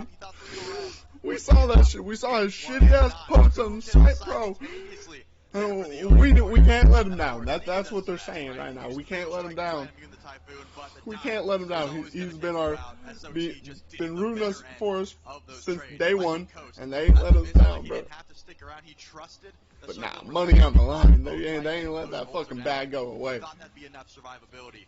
It was not. You're getting Netroid off to another great start on a pick that he's played so many times and so well so far this tournament. No, it's a long game. Can't get too hyped. Necessarily end as well. That is true. It's only one out, so the maybe players not. are all stone cold. Maybe just as worried of Net getting that kill as Panatom. I really like this Vulcan pick as well. 1,000 gold now on their side. The experience maybe not too crazy. In fact, you've got a level lead right now for Lasma. But the Dragons are going to be feeling, I think, the ire of the Warriors. Especially if Panatom is left to his own devices. It's going to be a small back and forth for him. And I want to ask, because we haven't gotten to see too much of the Susano. Nothing's different, right? I mean, he's just going to be playing the same way Panatom's been playing this pick. The lane should go to Solo. However many Now, years for sure. on. Oh my gosh, he went fucking regrowth. Regrowth Achilles seems nuts. You're just going in for the I've never thought of regrowth on Achilles. Panatom knows exactly how to pilot. And he also went I've been wanting fucking to see him go to it the. pretty much the entirety of this tournament. I just like watching him work on the Susano. I don't know what that shard is called. The Talon. Someone who I want to see work a little bit more. The damage Talon or whatever it's called. Much action. The next dashes into on the coast. For quite some time. And with such high prio again, we heard the analyst talk about PDM also went Lonos. Right. To first pick this one on, put so much pressure towards it. And then for Lasma to have such a slow early game. And again, that's not really when she shines, but the late game, a lot of weight on his shoulders. They have low player a very large lead over they here. haven't had too much time to get aggressive. But man, A 3-level lead combined for the duo lane. Tower, they've got nowhere to go. Nika with a little bit of pressure over here on right. You've got Lasbra as well as Panatom. We're going to join the conversation. Stun. Looking for a classic 2v2. Nothing too crazy happening. Panatom sticking Lasbra around. looks like he doesn't want anything to do with it. The engage that maybe makes things as easy. No blink. But Panatom says, I'm here, brother. Seem to matter right now, though. We're taking this fight. It's good. We're taking this poke at least. Force the rotation back from Lasbra. Out on that. Sot doesn't overstay his welcome either. So Lasbra, despite hovering in the jungle, unable to get anything done. With no big rotations over towards left, no big rotations now over towards right, Charlie. Again, we're at thin margins, but a small lead for the Warriors as we crest over 8 minutes in. And I find this so interesting that we do have a bit of a land meta sort of starting to emerge. Panatom and Lasbra both head over, not because of blue buff spawns. That shows up right now. It was because of that totem. I think both junglers in the back of their minds said, are we about to see an Eagles rally to confirm this totem? Are we about to see Nika overextend to confirm this totem? If so, we get to go in for a gank. No one stepped forward. They hid in the jungle and they waited. And this is not something that you ever saw before. No one was ulting totems before we got in this building. Lasbra's close by, reveals himself a bit earlier, and he's going to confirm the totem likely for the squad. The Jade Dragons picked that one up, but SOT not going to get baited. Eagles rally. He saves this one just to make sure he's going to be safe. And as far as the fight actually goes, not enough to really rally behind. Might come back for a little more. Again, Sot's over here. Cooldown buff easily secured. Lasbra pulls back, but we can see the vision from the Warriors over on the right-hand side, keeping track of Lasbra with every step he takes. Maybe a little aggression as well in the jungle from Panatom, but nothing too crazy. And Trelly, the other thing, when we're looking at too crazy, I'm going to be thinking of some of these mid laners, and specifically Force a long Heim dash. He should be susceptible to a gank for the next 45 seconds. All you need is one of those to connect. And maybe not 45 seconds. Maybe that's too long. And suddenly, that's a fight winner. Maybe that was a 20-second Heim dash. It's an absolute threat when the game gets cooking. And That is what Pagon is looking towards. He's been avoiding fighting. That's what most mid laners do at this point anyways. But you're trying to get that damage online so you can just delete with the Earthshakers. So much burst on the side of the Oni Warriors. The Jade Dragons are going to have to play careful. Mike, sure, he's got his ultimate. It does some decent damage. Not enough to contest the Earthshaker. Not enough to pull an objective that confidently. Nika should be sitting on a tier 2. I wonder what he's going to go 2 minutes next. away. Beacon spawn. Ultimate looking towards Dardas, forcing out the leap. There was no That ace seems a available. little That bit been desperate Dardas, out of me. knows the For time. me. Look at this 1v1 though. Lads are taking a lot. Yeah, in trouble. Oh my God, the damage! Wow, That's well what played by Panatom Panatom. needs, and he had backup just It's in almost case. like he played that so well. It's Out insane Lazarus that he now didn't fucking might pick be it the the last 2 reason that games. Mike falls down, comes around, pulls him back, Mike and a should few be more dead autos. here. No, the shielding, Oh the my silence, goodness. and Dardes with the Nope. assist at least gets Oh. some distance. Yeah, from he would have been Polar dead Bear if it Mike to wasn't get for onto the tier 1. shield Mike and the plays heal. that flawlessly. If he messed up one Yeah. of those abilities, would definitely fall Most down definitely there. Panatom still Trelly. tried to chase it down, but did not have the damage. Of course, Lazarus steps too far forward. Doesn't have beads, only went for the blink, and didn't even get the ult cast off. Ends up falling down. And now 2-0 for Panatom on the Susano. I said it last game, and I will say it again. He can do no wrong at this point in time. Wherever Panatom goes, if you're too far forward, if you're overextended, or if Genetics is nearby, you better be watching your relics. You better be watching your health bar. He has plenty of DPS. 11 minutes in, things have come to at least a little bit of a standstill between these teams. 1,000 gold, Oh my goodness. slowly climbing for the Warriors. What's happening? They try to push over a 2,000 gold mark. Just 3 kills to their name. No major objectives. What's going on? In 30 seconds, Trelly, the beacon is going to spawn in. Give the Warriors, Goodness. maybe even the Dragons, something to rally behind. Is that You can just see me, the or is pings that coming out stream? immediately from the Dragons. They recognize that's where a massive fight could break down. Ults on the left, looking a little stronger. And the grouping, the team fight, it feels like, especially considering how much we've seen these teams step up. We have teleports coming in. That was stream lag, right? It could be massive. It could be crucial for the early game. I'm glad you pointed it out because SOT's teleport is available. Nika's won't be. That was stream lag, right? So if it's an immediate beacon What pull, the fuck? would be a bit of trouble. Both solo laners stuck. Coast is not even healthy enough to step forward. So this is a fight that the Oni Warriors would win handedly if it even broke out. And that's why the Jade Dragons are going to forfeit this one. The Oni Warriors have presence in every single lane. And I've said Vulcan is a pseudo ADC for a reason. You get a couple seconds alone with an objective and it absolutely dies. And that's what they're going for now. Gold Fury started up. They should have exactly what they need. The Secure as well gets them Oh my even gosh. more in their pockets. Oni Warriors with Secure onto the Fury pull ahead even further. Now Nika trying to pull Panatom Twitch in. is They want to fun. fight and they want to try and win it, but you have to. With Netroid's damage and of course the Earthshaker, Gold Fury's down before he can even show up. The Oni Warriors are uncontested all around the map here. You do pull Panatom's beads, and that's No definitely review. big. Only if you get something done in the next 2 minutes. And the Jade Dragons have got nothing done. They haven't stepped forward. They So haven't had an avenue the to fight. Warriors Low lead mana, but isn't even very Lazarus shows substantial. up. Doesn't feel like he's got the damage. I guess to it's burn through his 4K. level It's 13 actually Bologna. bigger than I It's gonna be another thought. treat. It We're was just gonna be bigger than sitting it here feels. until the Oni Warriors decide to go for Pyro. With Netroid, he's able to clear that wave quickly. Let's see, does he go right or left out of base? He goes right. We know exactly where they're headed. Exactly what they want. You might as well keep the hand hot while you have it. Gen X Right is side pushing pressure, up a lot, no Heimdall. very far. So numbers advantage to the Warriors. They haven't started up Genetics controlling a huge amount of space just by himself. And a Kefri right now should be pretty fucking squishy. There, have to worry about circle protection right now. Have to worry about the fight coming Misses the towards dash in. Nika, Genetics no who dash. immediately rallies behind his team. Secure drop down Warriors, able to Well squeak played by, that one out Pagon. in the eyes Very good of ult. the Dragons. Pull some more gold back into their pockets.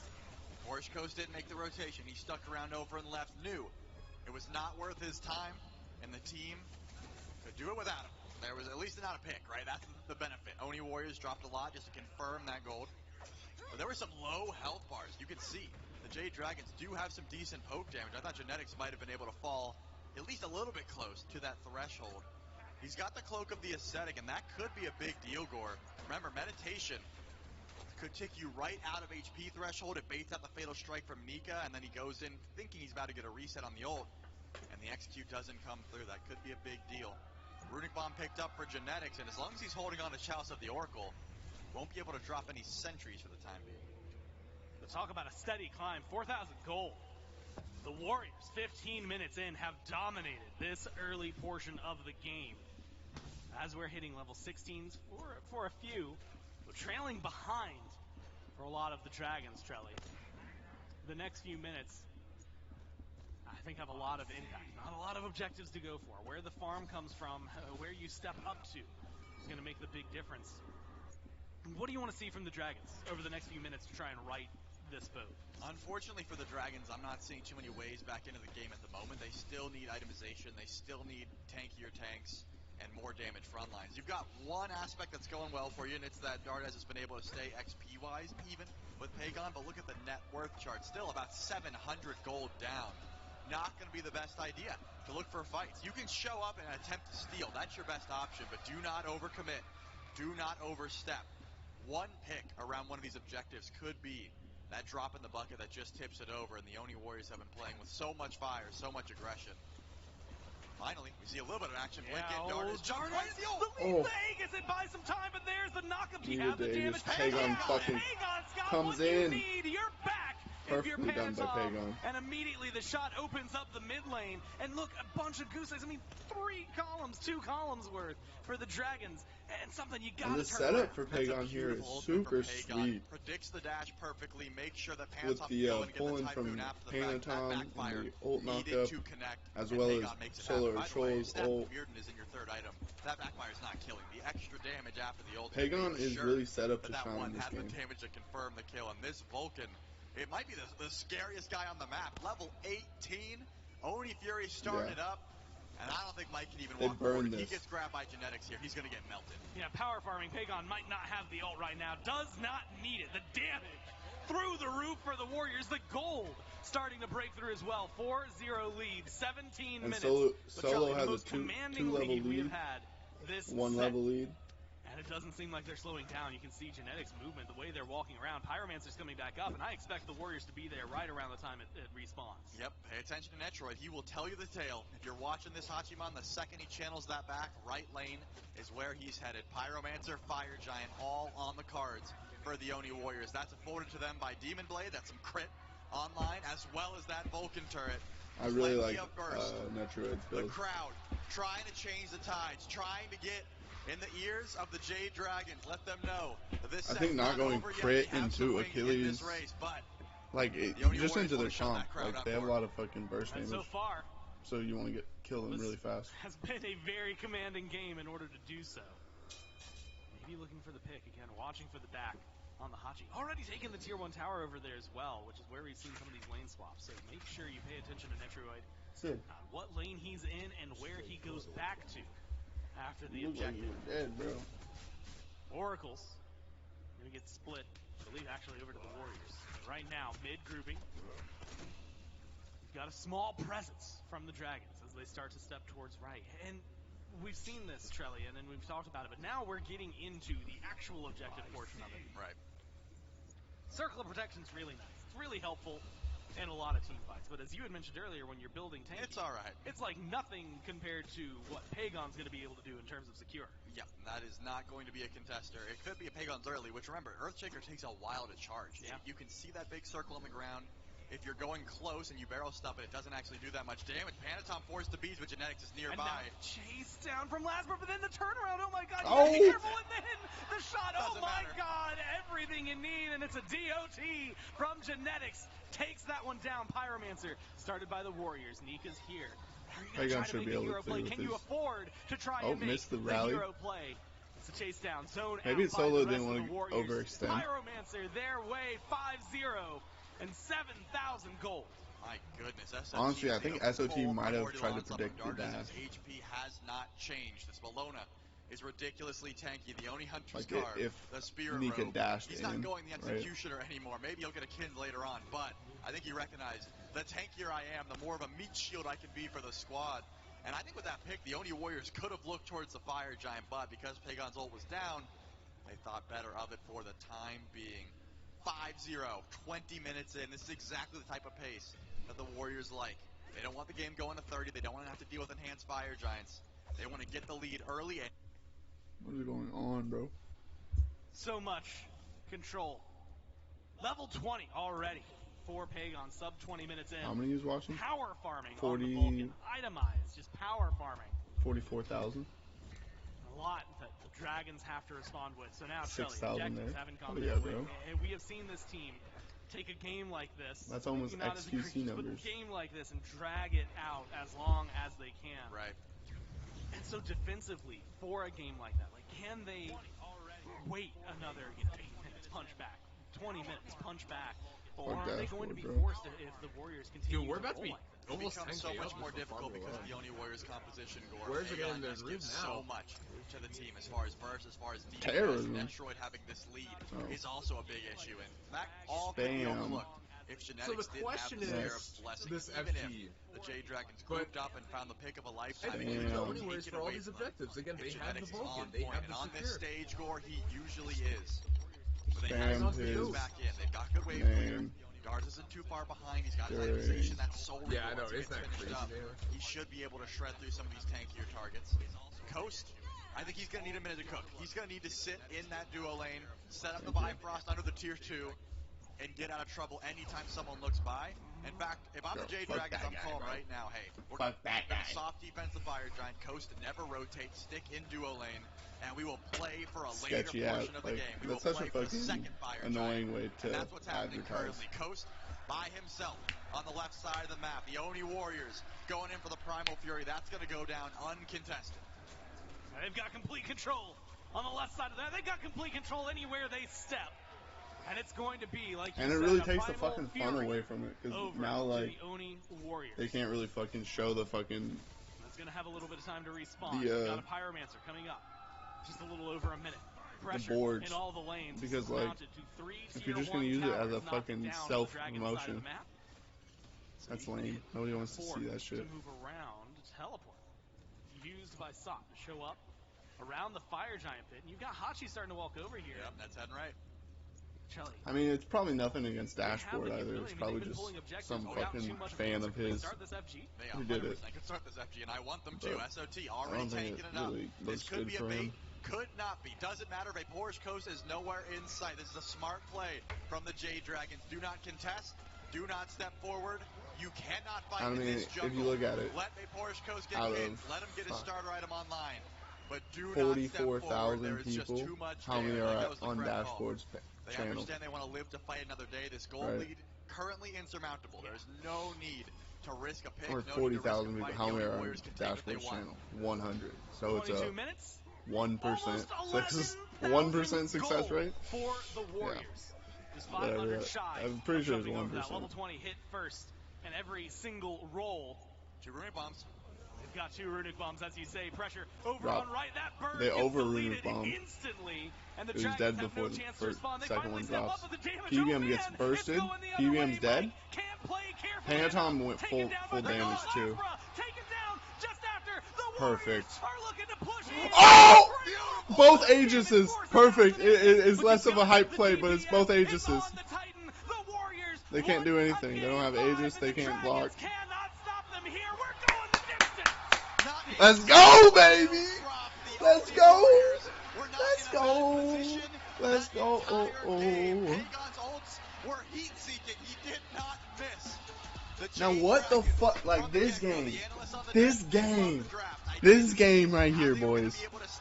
This game is what Smite competitive fucking play is all about, baby. It's a best of one. We down to the fucking heat.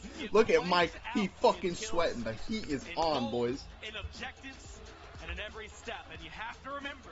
They just swapped up their they went back to their bread and butter. Oh my gosh. You are up 2-0. Now you're tied 2-2. A little bit of stress there. Meanwhile, the Warriors, that momentum shifted to the other side. Gore, there's one phrase that could take away all that stress, and it could be said to both of these teams. Just one game. Just one more. Just one game. That's It's all a best of one, motherfucker. What is going on?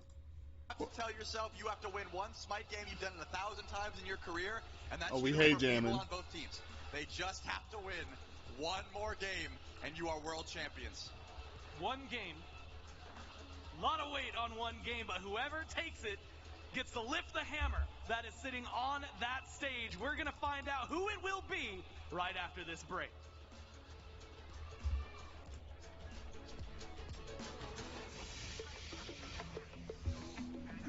Oh.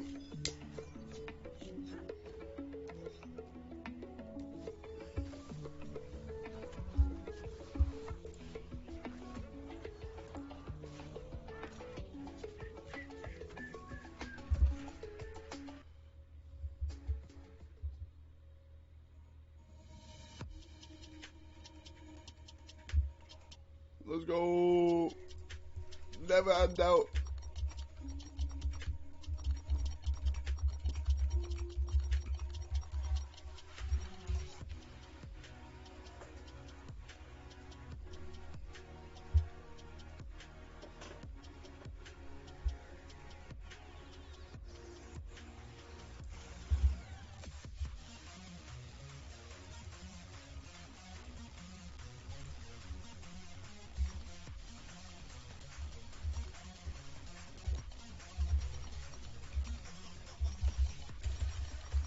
Only tears you'll see today, boy.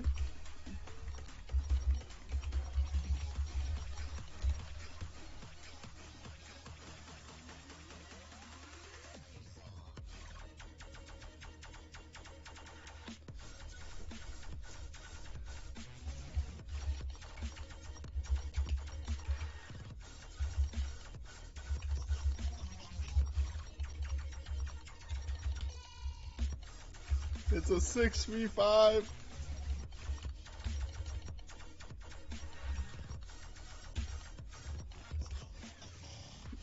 Cause they...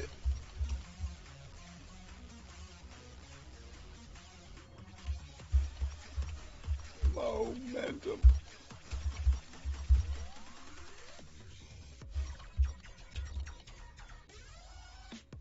Momentum?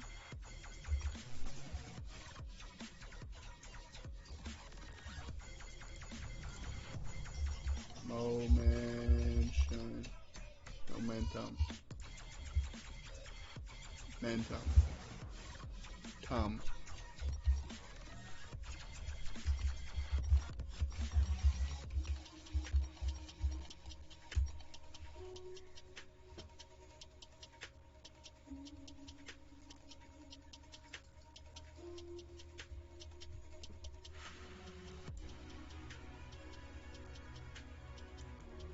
Okay, hold on. Let me go start a copy pasta. Right, hello again, it's your boy.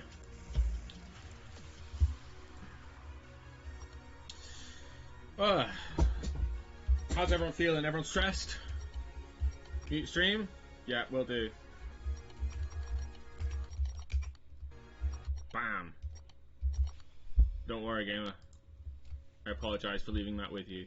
Let's finish listening to Elephant. There you go. Mr. Ryu, that's me. Do you agree the team that has Bologna wins? No. Sorry. Do you reckon I get a Hey Jam in? That could be good.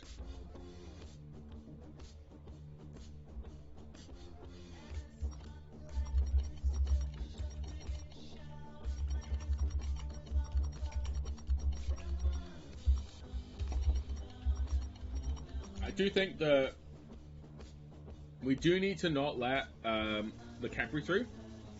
Hey streamer, can I do this? Hold on. Like that?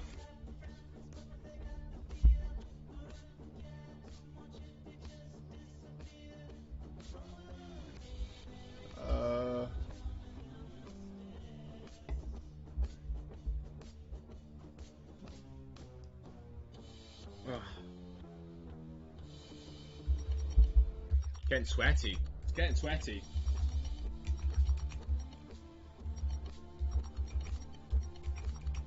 How far behind are we? We're about 20 seconds behind on that.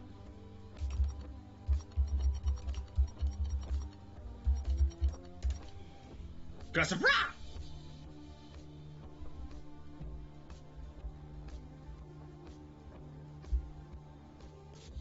Did I miss any redeems, by the way? I hope someone's been on that. Who do I think is going to win the Super Bowl? Probably the Boston Bullies.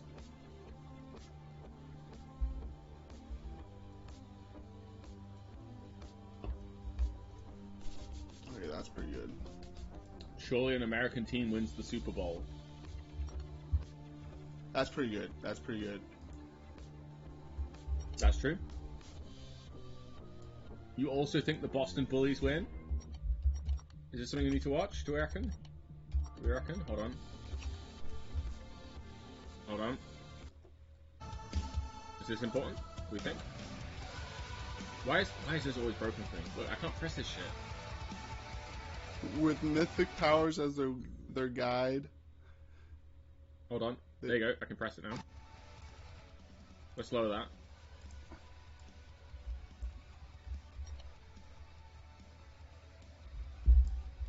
The Boston doesn't Only technically Warriors have a team. battle through the night with not yet. with legends. The Boston by Bullies side. win Super Bowl though. Pay attention. It's gonna happen. And Let's then there go. was one. Right, here we go. What do we think? I really think this Capri needs to go. Fucking Oni homies, This baby. Capri needs to go. I do not believe in letting Genetix on the Capri is a mistake. Agreed. Very much agreed.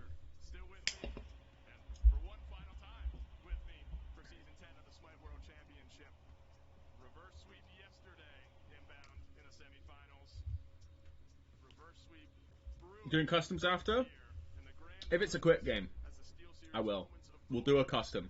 One custom.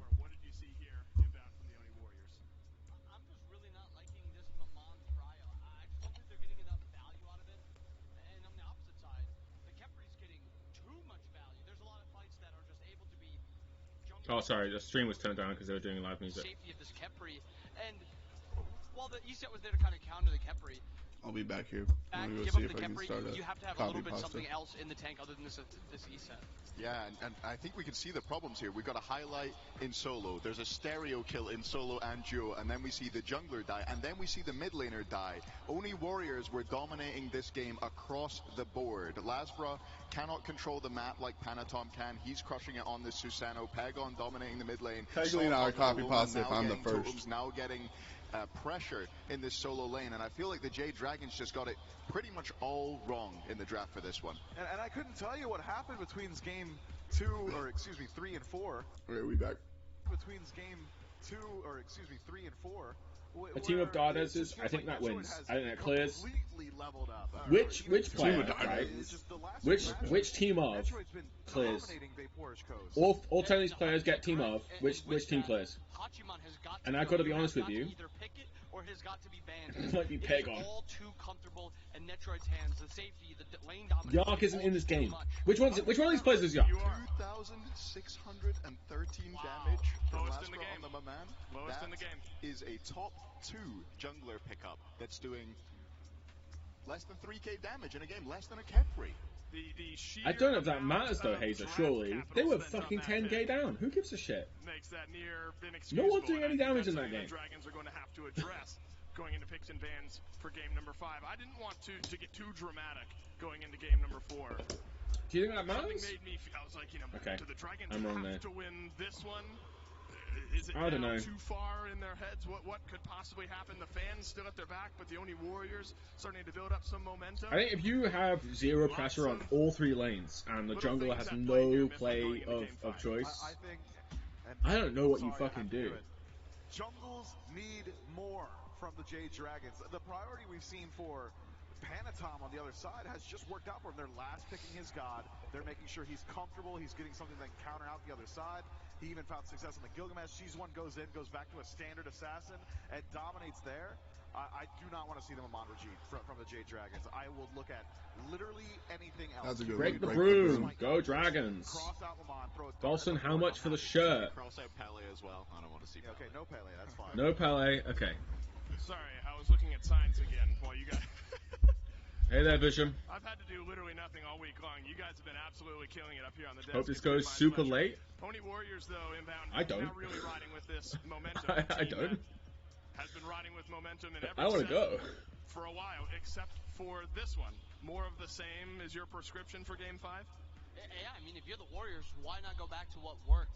And Right. I agree completely Oh, with the getting value so that they're uncomfy getting as on well. Panatom's last pick versus Lazarus' first pick jungle. It's just night and day, and they just need to stick with it. And I think we saw the difference with Panatom on the Susano versus that Gilgamesh even. The Gilgamesh was ramping up. It was getting better in that late game. But the Susano from the start of the game was just different for Panatom. I wanted to see him go back to something like that. It doesn't have to be early. I just want something that's going to be doing a lot of damage, able to get in and get out, and there's a lot of gods that can kind of fit that. Get a room. I will do. Next world. Me and Paul. Dragons are under. The reverse sweep curse just broken recently. All of a sudden now you're feeling that weight added on. The crowd, which was electric for the first 2 games, has essentially been silenced now by the Only Warriors. He knew what was coming. He was prepped. I messaged him on Discord all about this. Year of the Jade Dragons. Similar to, a full weight mouse and not the SteelSeries Aerox 5 wireless mouse. That is just a nice lightweight. Me and Hazer are lovers. I don't think Jason knows, but don't tell her. Distracting me a little bit here. And Hazer, this is maybe what these players need on stage. Some of this, bring up the mood a little bit. You were 1 game away 2 games ago, but you're still 1 game away. Yeah, no Paul stock reveal. What they need, I think, is to get off to a good start. Yeah, I slept my way into being VIP. I really want to see How fun I am. That's a good sign. I respect that. Ineffectual in the last 2 games. Duo pressure seems to be really, really important. I want to see them switch over to that. You always wonder if they got cold. They're in a crowd of 3K people. Going into this one. And to pair with You're not having fun? Oh, I'm having a ton of fun. The Achilles was there, it was doing stuff, but it's just not able to farm. He was down 3 levels in that later portions of the game. Nobody else even close to that far behind. Osiris, Bologna, one of them, either one. I do not care. Does not have to be Prio'd. Just one of them. Yeah, that's a lot of people, bro. That's a lot of people. Getting sucked into the Only Warriors pace in P's and B's as well. I mean, that Achilles is a direct answer to the Kepri. It's I really don't want genetics to find value. Here's the thing, he found his value. I also think that one thing that the Jade Dragons did so well in the semi-final, we saw them reverse sweep in, is they changed their drafts. They changed their bans. And in this set so far, it's been the Yemoja, it's been the Odin, it's been the... I just don't think... all 4 games. I think Yemoja, I get... I just think you have to let Salt have the Odin, right? Yemoja, Kepri, and Susano, right? Is that not it? Is Pagon's Thoth that scary that we need to ban them?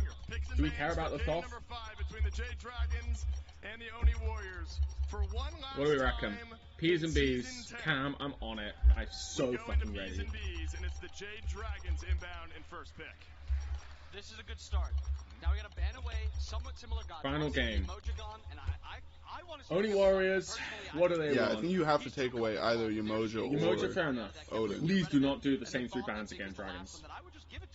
But I don't... Afro, yeah, definitely the right choice after game 1. He's looked comfortable on the Tia, the Merlin. Give it to him. This is the last game. Odin. It's too strong. Are we like, prioing Kefri? Is that what's going on? They... Is that it? If we ban Susano with Prio Kefri, I'll accept that. Oh, ban Kefri, Prio, Susano? That's also fine. Do we want to let Pani on the...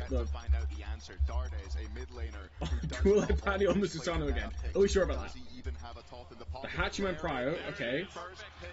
Bologna, Susano maybe?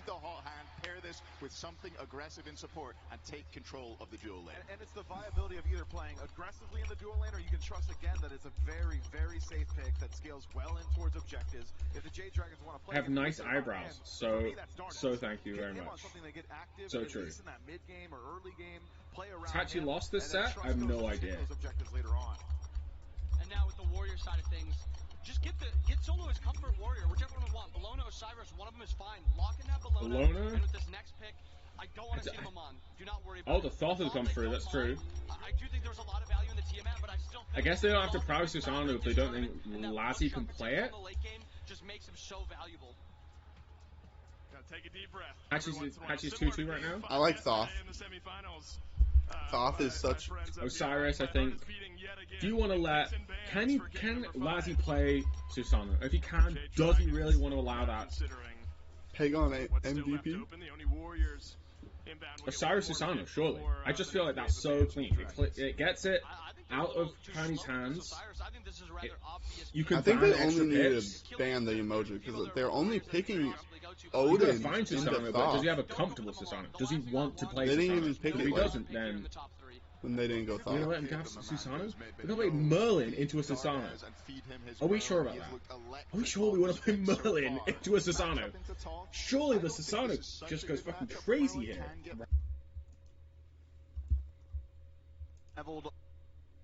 I've seen a bunch of Hachi, Ishtar games, so maybe that's the worry. Am I crazy for going big on the Susano stuff? I think like Gilgamesh Susano, just get panning on something new, right? 10,900, baby. There were some question marks from us up here on the desk almost immediately. Thorban from Oni, maybe? Inbound, given what the Dragons have and what Kama the Warriors Thor. have, what would you like to see fill this final I think man slot? Laza's got a good Kama, right? I think they've been prior. Only home is all the way. And again, Laz, you just don't want him on something comfortable role, right? He's the easiest to throw off his game of any player. In the pro scene, really, Laz is the easiest to get off his game. I think prior banning Lazper is a really fantastic strat. Like, I don't want to be a Lazy hater. I think he's amazing when he gets off what he needs to do. But Game 5, Lazy Pelly, if he like hogs off, it's gonna be big. I'm really concerned about. Throw the wall up in front of the horse, and all of a sudden, that safety we've been hailing Hachi on for having is just gone. Last Cirque, maybe? Last needs a bigger god pool? Maybe. Waiting for a bottom 2 pick from Genetics, and this can be where he delivers. I wonder if we could see him go towards a pick that he hasn't touched in a while, considered by many to be the best Horus in the world. A pick that we haven't seen on the world stage so far. I'd be excited to see if he can lock that one in. Masper has been going to the Nemesis, so I don't. Maman again, maybe? Oh, yeah, so I'm not true. scared of the Nemesis. I'm not gonna lie. Thorban? Yeah, we thought that might come. Okay, so that leaves Gilga open. Gilga, No is that Maman good in pick. this comp? I mean, Hachiman They're and Merlin are completely both avoiding a this bit Maman. good against Gilga, I guess, in some ways. You can kind of jump a lot of what goes on. To line up some of those Thoth ultimates, and then you can play around. I don't think it's bad. I don't think Gilga's like hard countered or anything, but like, ganks that we see from Athena support. I can't believe we've seen her. I don't think Wheelish is great into this comp either. Actually, both supports could be looking at this pick. Only Warrior's going to have first option, likely going to leave their counter pick in that bottom slot to Panatom and grab a support here. So they're going to get first choice. Maybe they go for the Athena. Dragons might try and go for the Ganesh to counter, but it's a god who has not performed well so far in this set. I just want something that can engage. I think that's my big thing with this Warrior support. That's what I want more than anything. And think about this. We've seen Sobek prioritized by just about every other team in the league. That we haven't seen Sobek just about at all. Gilgamesh. There's the Gilgamesh. Gilgamesh here, I actually like how it plays into the Merlin It's the best pick. but I would have expected the standard assassin. I actually love the Gilgamesh here for the Warriors. If they get that last I'll remind I them think on they the go gamble Heimdall pick again. I wouldn't mind the Heimdall. Everything in. I feel they didn't pick Gilgamesh last game because of the Heimdall. This Gilga's fine. I think like Merlin and Hachi can both play into it alright. It also gives the Oni Warriors the chance that if that gets locked in, they can go Bats would be towards sick. that dash. They can grab that pick that is considered Bats a would be counter. sick. The silence on the dash in If you can from get a sick Bats ult, like Athena Bats maybe. Then again, like against an Ishtar, could be rough for the Bats. Dragons or for the Warriors? Oh, excuse me. Can't put that Merlin anywhere else. Merlin jungle? Merlin jungle? You may have seen me wave off a thought earlier on. I was like, remember in Game 5 yesterday? That was when My brain's Dardes... still fried. Like, it's been a long weekend, but don't worry. We are down to the final 2 picks here. Terra would be good. I don't know if I want to. Like, I think with Gene Ticks on a Terra could do some cookage, but you could also just spend a lot of time doing absolute fuck all. Who could trade into that Gilgamesh, has some ways out of the Gilgamesh ult, able to fight him 1v1. That is something that I would really like to see Lasper look towards here. The taunt, it won't be the Athena taunt that we're thinking 34 about. seconds. I literally just don't know what to say. Ekishu? I'm trying They're to think someone of over. Certainly powerful. who And it I should think I'm be. on the same page with, I want Laz on something that can get involved and start these fights off. And another god that comes to mind with him is that Serket. They played it in that best of 5. Oh, they and they are they had that little picks? comeback and it looked fantastic. Atlas Pele. It's the fucking Atlas Pele's. I've been calling for the Atlas this whole time. This is the Lasbra Pele game. The Lasbra Pele game. The God is very good. I don't think it has a good matchup into Gilgamesh. I Dude. do not see it doing particularly well into the top. Where's the clip? And yeah, there was a reason I was not hoping to see it here. No, he locked the Ymir. He went back to the Ymir. That counters Pele That so is hard. such Hachiman Pele. Oh my god, Genetics just won Worlds.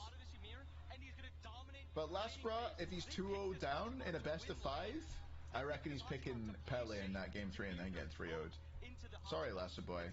Oh, that's so harsh. That's unbelievable. I can't believe I said that. But I will sing some slight phrases. I mean, always find at least something good to say about junglers. She is oh no. of the 1-for-1.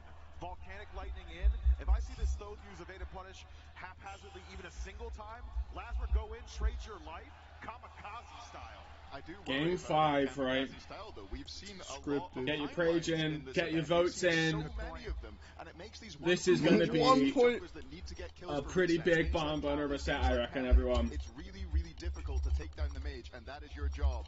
But this Ymir for Genetics, the most feast or famine. Either a Lasbra Legacy or he's insane. I mean, Lasty Boy, look, that's crazy. That's he gets on. points I've ever seen. Keep talking about. Keep going back to this.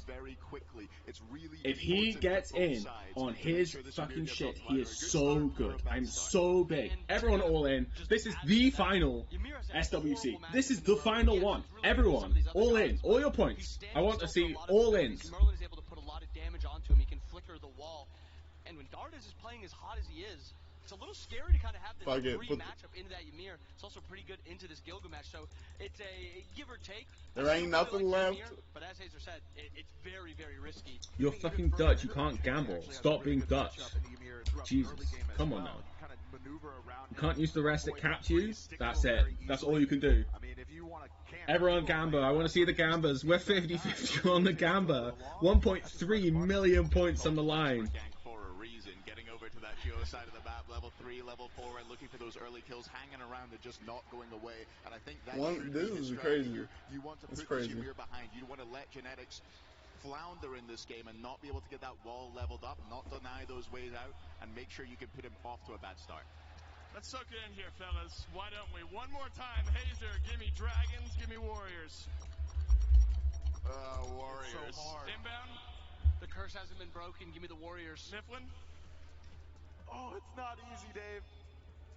I gotta go Warriors, man. I'm in love with Warriors that in Game 5. I've talked a lot about history here this weekend. Let me give you one more lesson. Warriors and Dragons.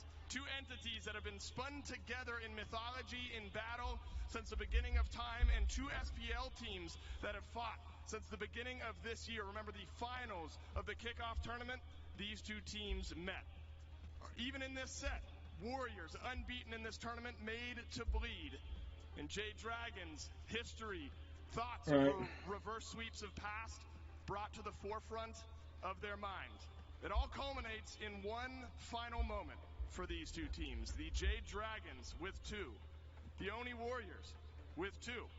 There's only one more place to go, and it's on to the battleground to figure these things out. Let's all soak in this moment together. One last time. Yeah, great script, Hindu. The Jade Dragons and the deep breaths, everyone. Will go toe to toe. The energy in the building builds. This is it. Hindu has cooked. Let's be real. Hindu has cooked. We will go. Jade Dragons, Oni Warriors, game number 5. Just one more game stands between one of these teams and lifting the hammer. Their whole year culminates in this, and I couldn't have said it better. The energy suddenly just died. All of it. Beautiful drafts of Trelly. I think we are in for. I mean, I hate to say it, but I do think I like the wow factor from the Dragons. I think there's some interesting picks, but I think the Oni Warriors have drafted better. Oh, annoying, bro. Oh, cringe game. And he's Here it comes. Is there anything here? You've got a level right abilities, laddie boy. Wow, the cringe gank will net nothing for Lasbra. Not quite enough damage. I thought maybe. Dude, sorry, am I slamming my desk? But no, chose the pirate class and it did not have the DPS. My apologies. Let's not live to see another day. I gotta give some pressure. Watch out for the tower shot. Genetics. PBM. Gene 6. A little bit of what they were saying on the desk. This Shamir pick gets immense value. Genetics I'm getting too excited. very rarely misses a well-placed wall to set up for his team. But I gotta disagree with one thing. I think this Pele absolutely destroys Thoth. If you can blink to the back line, he evade and punish. Yeah, this will be a game. I'm stressed, boys. Stressed, boys and gals. Non-binary pals. I am stressed. MVP candidate if the Oni Warriors Gilga hanging. Here he comes. He's looking for something. This is secure on the combo. Very difficult double No, of face mid buff. laners to face. Both Lazarus was buffs. able to do it once. They can try to do it again. And this is going to be the set for them to try and make it work. Who have I got winning? I don't know. I think the comp is just cleanly better. I think there's some interesting wow factor, as I said. I think Atlas Pele has something going for it, but I do think the comp is just cleanly better. Gilgamesh, Panny, Tom jumps in. He's out. Ooh. No first blood just yet. The relics are down. Forest Coast had to beats. Beats the slow there as well. Nika secures another totem. Bit of early pressure. Lazy Boy looking deep. Pagon. Just a bit of pressure off of the backs. Dardinho, they get one back, I think maybe two. That's going to be all. Aggression already. Spark flying. Yeah, Lasbra is too predictable. I think honestly. this is They know the where exact he's right gonna thing be what we with. want from the Dragons. We want them to be making stuff happen, right? Like the spice factor of this comp is good. They have the potential to cause a bit of, uncertainty, a bit of surprise, catch someone in the wrong spot in the jungle, and absolutely snowball off of it, right? I don't want anyone in any way want to suggest the Dragons comp is bad. I think it's worse on perfect play, but I'm down for this camp. So having Panatom go back This on plan. then having Lasbra switch away from the Maman hasn't had the impact he wanted and go on to something we have seen. I feel like we rarely see Lazy Boy do like a blink play in the early game. He seems to always have blink up. Oh, pause chance. Any pauses? It's a good switch up. It's a good start. The Pele has that dive potential. Maman, like I There's a said, rock. how does Lasbra like to play? When do we see him get caught out in that last game? When he's trying to go for these wraparound plays, when he's trying to be sneaky, get to the backline. Maman just can't do it. Pele, one of the fastest characters in the game. She's got blink, she's got volcanic lightning, she's got her 3. There's plenty of tools to escape if you get caught out in the back. And more specifically, I need to position myself, so much better. set up, ready. I don't care about the matchup in the Ymir. I don't care about any of that. I just wanted to see Lasbra on someone that could close gap and get to Pagon. Surely we're not going to spend. There were so many different picks. The Thoth in particular does not have the self-peel to survive. Google. It's gotta be on genetics. I didn't see what we were googling. They have to keep Pagon safe. There's a lot of pressure to make this work, and like you said, with Dude, that's like adapting to Benghazi. a lot of that capability really holds true. So we jump back into game 5 here. And watch carefully Right. for a team. Here we go. Take the lead. Wait patiently. Focus up, everyone. Focus up. Who is going to open up first blood and the conversation of this game? Nothing too much happening anywhere here. Let's have a look at the builds. Anything unusual happening? What's... Oh no, he's going Thieves, sorry. That's the T2, isn't it? I very rarely see people go straight into the T2 of Thieves from Gene 6 there. Book of Thoth, full purchase for Dardinho. Really good early back from him there. That's clearly like the farm pressure that's happened. Fantastic. Huge. Dardinho, like, he's going to get like what, a full wave pressure potentially on that Thoth. Minor pressure, but it's valuable. How did Gilga get that item? Where'd he buy it from? With his own money? This bit of shit. Why did Haste do it for so long? Honestly, fucking garbage bit. Sorry. That one goes for its stop, but he's playing the lane bully right now, and that's been the main goal. I mean, this Bellona-Osiris matchup, that's the danger whenever the silence comes through. through, but Nika is not afraid of Sot right now. Nope, there's no Yeah, reason. that's true. It's funny when people believe it. Clear, but at the moment, that Warriors Axe is going to help out. Look at this rotation. It's funny when people believe it. I didn't go for it enough. I didn't go for it enough. Final judgment, not going to confirm much, but look at this, the blink in. They've got Pagon kind of out of position, Oh, dash away, pull back Pagon in by caught his PBM. dash. That's him Huge fucking play by Gonzo. G-Tix as well. Fantastic play. I'm so fucking hyped. And I like fucking leap out of my chair. Nika P, he's fine. He's fine. He lives. No solo kill will come through. And that's why I don't care about Ymir walls. That's why I don't care that Pele might have a I love the, what's it fucking called? Mail of Renewal pickup on the Atlas here. You are planning on running it the fuck down. You're planning on running it the fuck down. Get the Mail of Renewal. You don't want to stack shit. You want to kill shit. You've lost out. I agree. So Lazarus, that ult comes back. Do you want to see him go back? That makes a lot of sense. Should he be applying to this Earlier power spike, but I have a feeling like I'm just going to miss that late game. Coming out from Nika Because P. all these games running down He's late. walking back to lane. So I guess that's not in their game plan. They're getting pressured. They're trying to pressure out early. No respect if he doesn't go Not have flat this 10. go to 30 minutes. Bit of CC. I Or love have an a, Atlas have a game. strong I think lead by 30 PBM minutes. makes Atlas look really good. I've been singing the Atlas praises this whole set, I swear. And yesterday, rather, as well. About Atlas, that's a good character, so true. Now spread across the board. That gold lead finally kicked open. 2,000 gold. That is. We all dream of a team with PBMs. We all dream of a team with PBMs. It's just about making sure it stays this way. Lazzy boy. Of course. They don't know he's there. From the Dragons. They know he's there. Doesn't look like. If anyone comes towards him, he's waiting for Genetics to walk forward. They know. Someone just has to step out of position, but they won't get it. They know, bro. Oh, the wall. Wall. Everyone left.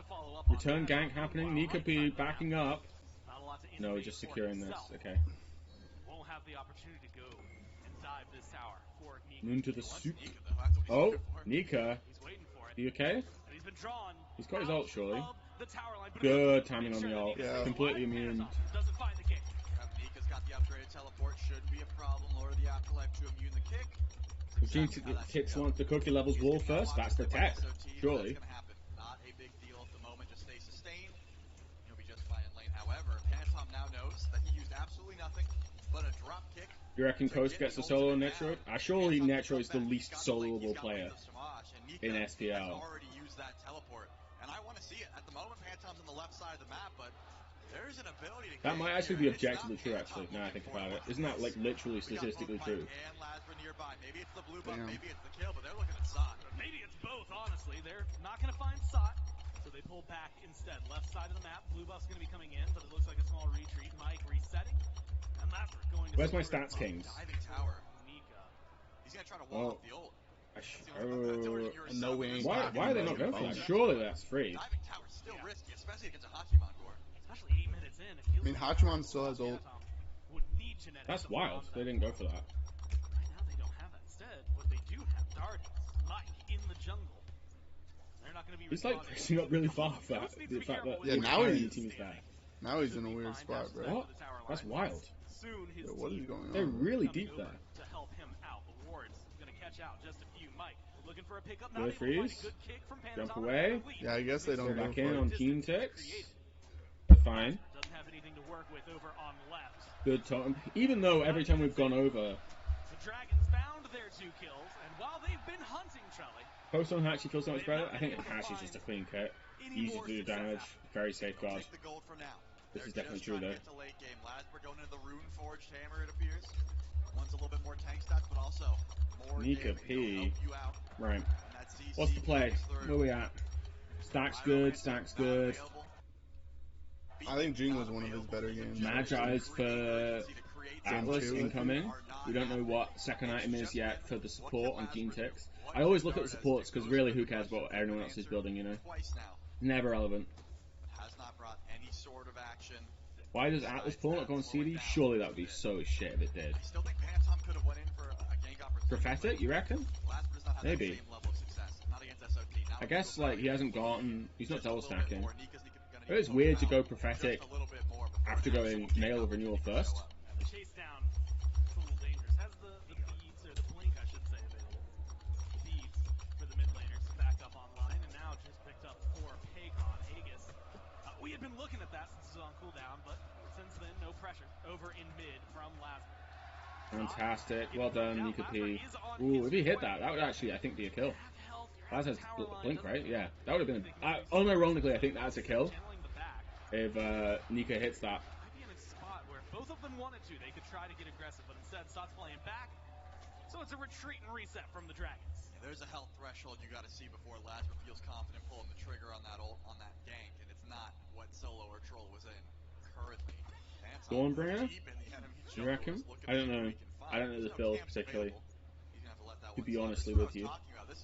Phalanx from Gilga. The double Phalanx solo. Actually goes into the Dawnbringer, which is an item that I forgot about. This was a jungle meta that came through a bit ago. Haven't seen it in quite some time. Dawnbringer makes sense to me. Mergen worked on for Dardinho. Oh, it has gone for prophetic. Fair enough. I was wrong. You called me out. Dawnbringer, 20% CCR. He likes to play. He doesn't want to be the first one in the engagement. He wants to be behind you when the fight starts. Maman couldn't do it. Pele, she sure can. Exy second. Careful right now if you're the Warriors. While these neutral objectives have been pretty dominant from the Dragons, it means that the gold lead has been slowly growing towards the Order side. 2,500 gold. Teleport. Oh, teleport comes through. Play on Gold Fury? Surely not, right? They don't have a gold here. But now that you've got Sod over here, you gotta look for something. Luckily, 30 seconds. Beacon will be bad cast from me, so sorry. Long time to just stand we can pull this, right? We can pull this. We don't have to commit, but we can pull this. Oh, they're full commit. We commit. 3 Gold Fury. Catch him sleeping at the fucking wheel. 3.5k? 3.5k gold lead? Oh my god, this is getting dangerous fast. Let's be real.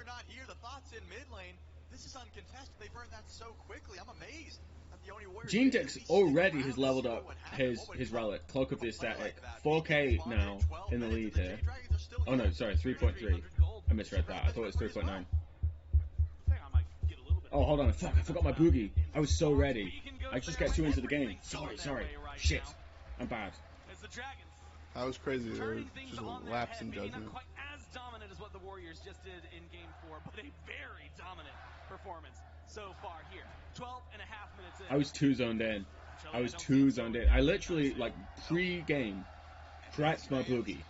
I was so ready, and then I just absolutely lost it. Oh, Lassie. Pulled back. You've got 4 dragons surrounding you. You need something massive to stop it. Wow. And he's dead. Lasper knock up though. So low though. Shot on him. Someone covers for him. Oh.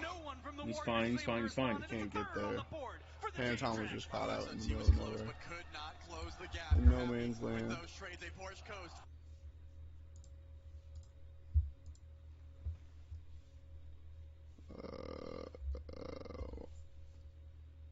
With those trades, a Porsche Coast feels the...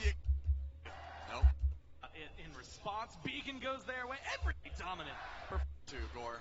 Jade. So Phantom is literally just like, he gets blinked on in the fire pit right there. He is in such a bad spot. And now a little bit of an engage. Kicks. Actually, ult goes down. Phantom's in trouble. Pulled back. You've got 4 dragons surrounding you. You need something massive to stop it, and it's not gonna happen. The Fire Giant is looking for the assist here and getting some damage, but no one from the Warriors is able to respond. It's a third on the board for the Jade Dragons. That was crazy. He was close, but could not close. Yeah. Since we've seen it just looks like Phantom was out of position to the mid, to the late. Where do they start to fight back? They might actually have to hold that for a moment. Lasbra won't get the closed gap onto Netru. Instead, it'll be a purple buff invade. And I have to ask again, where do they fight back? Is it at this Pyromancer? Not with this level of burn. Can Sot do something? No, it's too late. And again, the Dragons with another objective. You got Mike, you burn him down. The wall is good. You pull him in. Oh, that was super smart of Solo. The only chance Mike has to live is if Lasper comes in and fucking ults him and peels with damage. here. This is what you ask. Where do they step back? Remember, Pagon is on Thoth. Final Judgment can be a delete button, but a good block. The dash gets blocked. You got a 1v1. Now you've got the overall trade. Shot is good. Aegis a little better. Is Coast going to stay around? Genetics walking through the jungle might be enough to ward that off from the true 1v1. So instead, we get a little bit of that over here in the solo lane. They dashed into each other like that. Some damage over towards Nika. But this is the danger, and really, Charlie, something that's going to change up a lot. Not only is Lasbra on a stronger pick, a better pick than what we've seen. Coast is back on this Hachiman.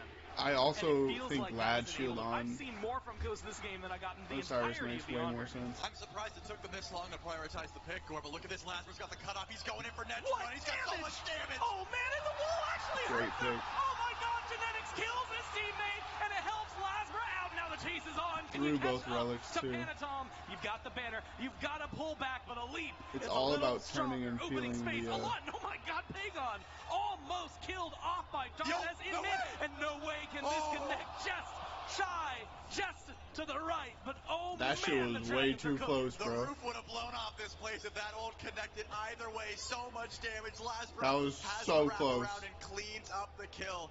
Netroid tried to wall off, or I guess Janex tried to wall off Netroid, but ends up locking him in place. Tier 1 tower goes down. Genetics takes some damage, but here comes Panatom. You've got the aggression. Lasbra walled away. Huge. Being taken Huge. carefully, but the hammer This is where they come back. kills off the jungler Panatom. Tossed into a They tower. just turn on Meanwhile, Nika behind. Genetics Nika's a so down huge by step. Nika, but he can't get the kill. He can't lock him down. You need. Panatom was still alive! Luckily, the jungler They didn't kill Panatom! You stun. Great from Netroid. You're trading this one out. Luckily for Genetics, he keeps the lock him down. How the Damage fuck being was Panatom still alive? Panatom should have been dead off the fucking get-go. Tower goes down. Genetics takes some damage, but here comes Panatom. You've got the aggression. Lasbra walled away. Damage being taken. Has to play carefully, but the hammer dropped from Sot kills off the jungler. Like, Panatom's thrown under tower right now. 2v1. Jumps back.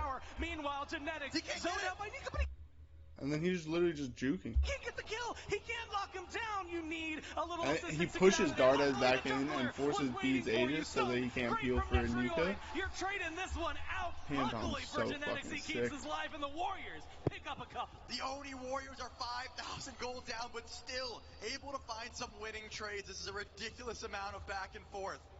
But it's not over yet.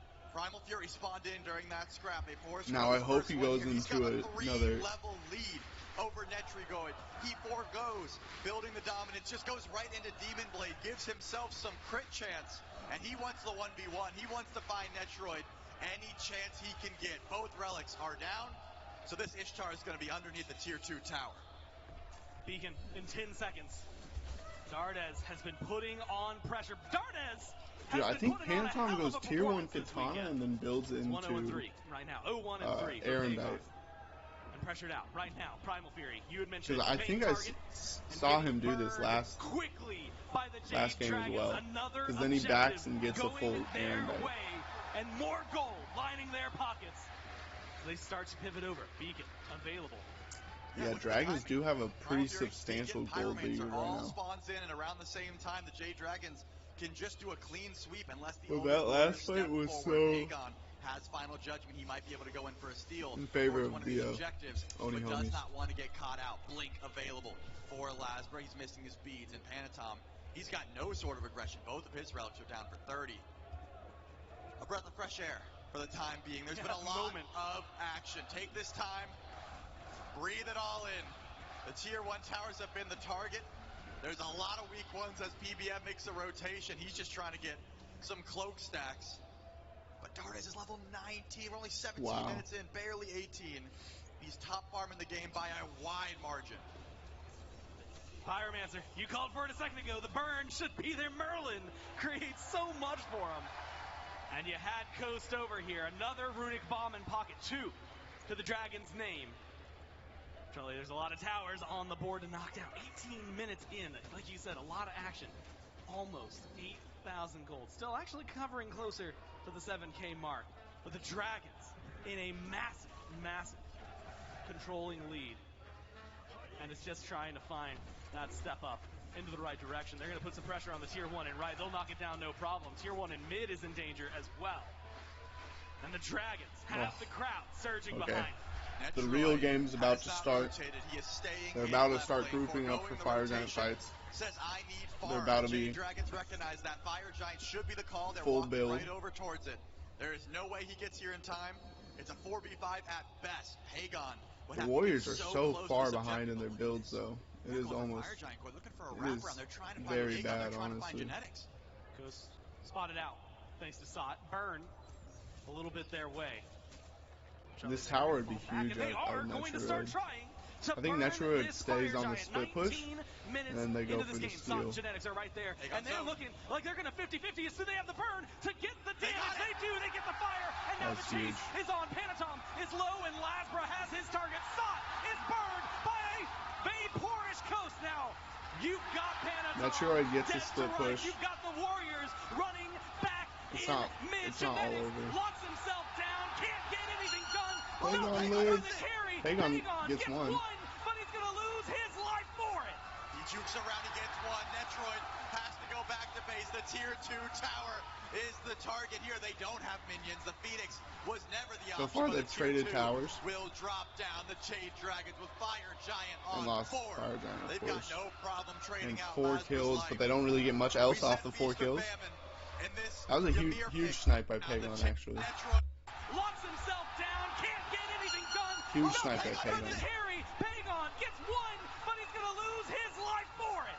Damn. Around, he gets one. Netroid has to go back to base. He might The live tier if 2 his tower dash is the target here. They don't have didn't get minions. The canceled. Phoenix was never the option, but the tier 2 will drop down. The Jade Dragons with Fire Giant on 4.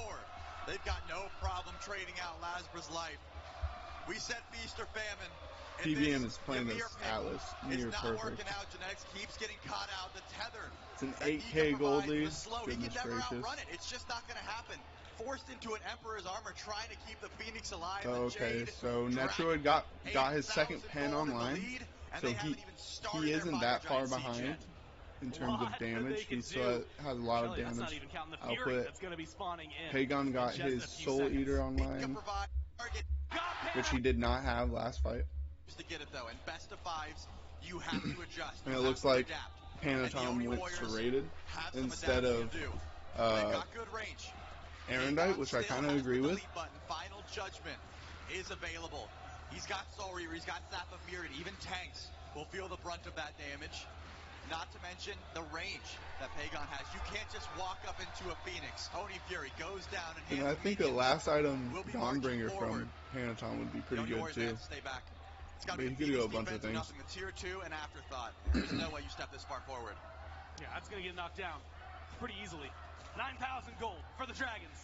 And they're going to extend it even further as they step forward. But, Trelly, They pull a out. minute and a half on the power play. What are they playing with? Well, time, as it is. They back away.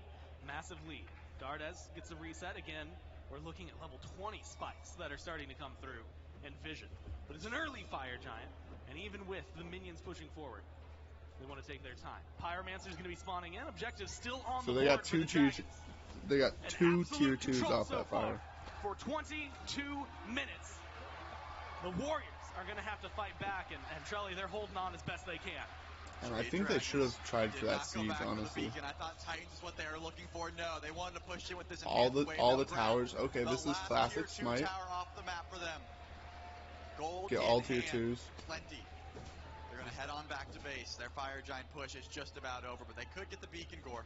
They could launch the Titans out. PBM goes back, gets a Spectral Armor, and a Phantom Shell online as well. Even if Genetics gets the wall of his life, could be dealt with that one relic. Fire Giant was on all 4. Remember, Lasbra did get shut down. He did get shot by that Final Judgment right through the wall. So Pagon hit Emperor's level 20. armor pickup from Genetics. That's a complete I'm just looking at the positives here. situational buy. It's looking rough as So you're far gonna as be defense goes, but they've got like, damage to it. okay, Level the 20. win condition, you're gonna be SOT did not go defending for at least the next 10 minutes of the XC, so game, he's most tanking, likely. set up for the squad as well. And of course, Genetics getting that Emperor's armor means whoever's tanking up that Phoenix, whoever is letting that Phoenix door build damage up upon, is going to get shredded. These tankier targets, Nika and PBM, they're going to have to watch out. That damage will add up. Well, it's 12, and I feel like a lot of what you do as you near in these late game team fights, you freeze, you get your kid off, right? 9-4 with the kill lead, whatever it may be, and then you fucking ult, and you have giant area denial. Even have a trombone in the crowd. Oh, I've heard it. I don't know if you guys can hear it. But there it is. You can hear it.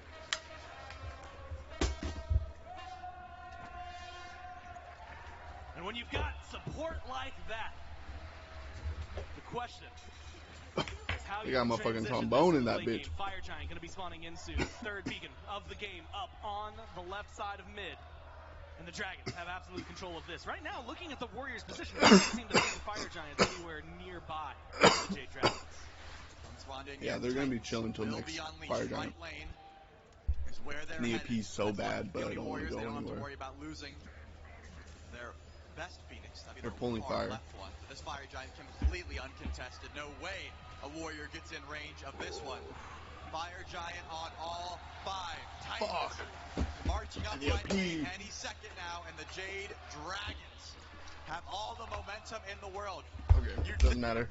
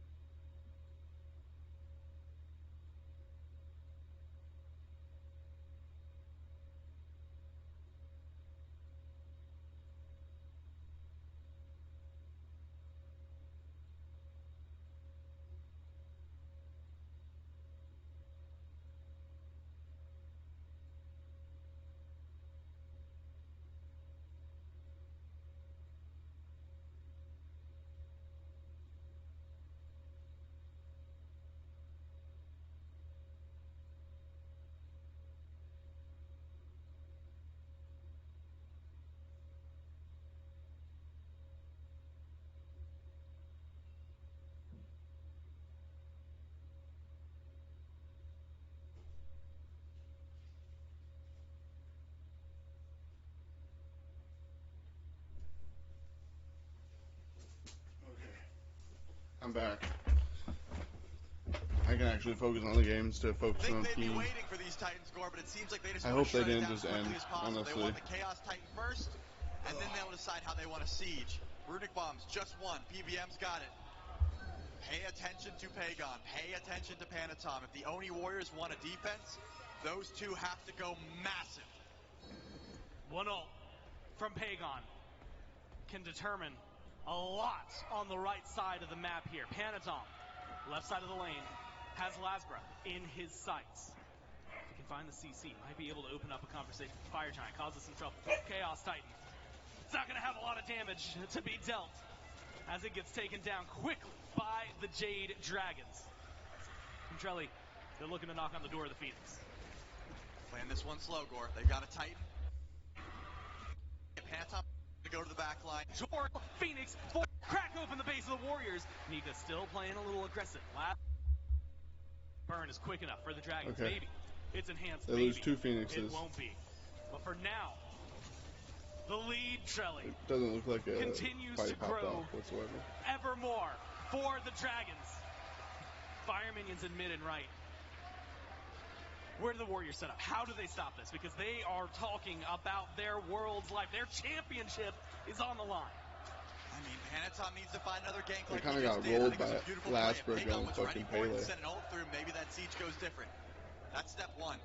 Step 2, not getting picked here. The left side Phoenix, you'd love to keep it alive, but I think that's not happening. I think that the shitty ass tank fucking Pele builder is gonna win worlds, bro. Fire Giant. You could let the bird go and try and defend afterwards. Mike already finds some good poke onto Pagon. That CC. Pay attention to it. Atlas. I think if they can hold, they can win this game. And they cannot fully break the base of the Oni Warriors. If they can hold to get both fucking Phoenixes back up, they can win this game. I think they're on the better comp. The Oni Warriors are going to have to deal with fire minions if they want to step forward. They're almost full build again. They don't have too they much got all their starter upgrades. They just aren't 6 slotted. Heavy margins still. They found some farm. They've hit some XP, guys. But look at the recipes. They're still available. they're not 6 slotted yet. Netroid cannot match the damage of Vapor's Coast. Vapor's Coast has 3k gold in hand. He's about to get an elixir of power, and I think he just purchased it. Yeah, these crits, pay attention to the Hachiman. We're about to see some big crit damage coming from the ADC of the Jade Dragons. 17,000 gold. This Fire Giant's going to be coming in, and it's going to come in hot. Holy fuck. Enhanced.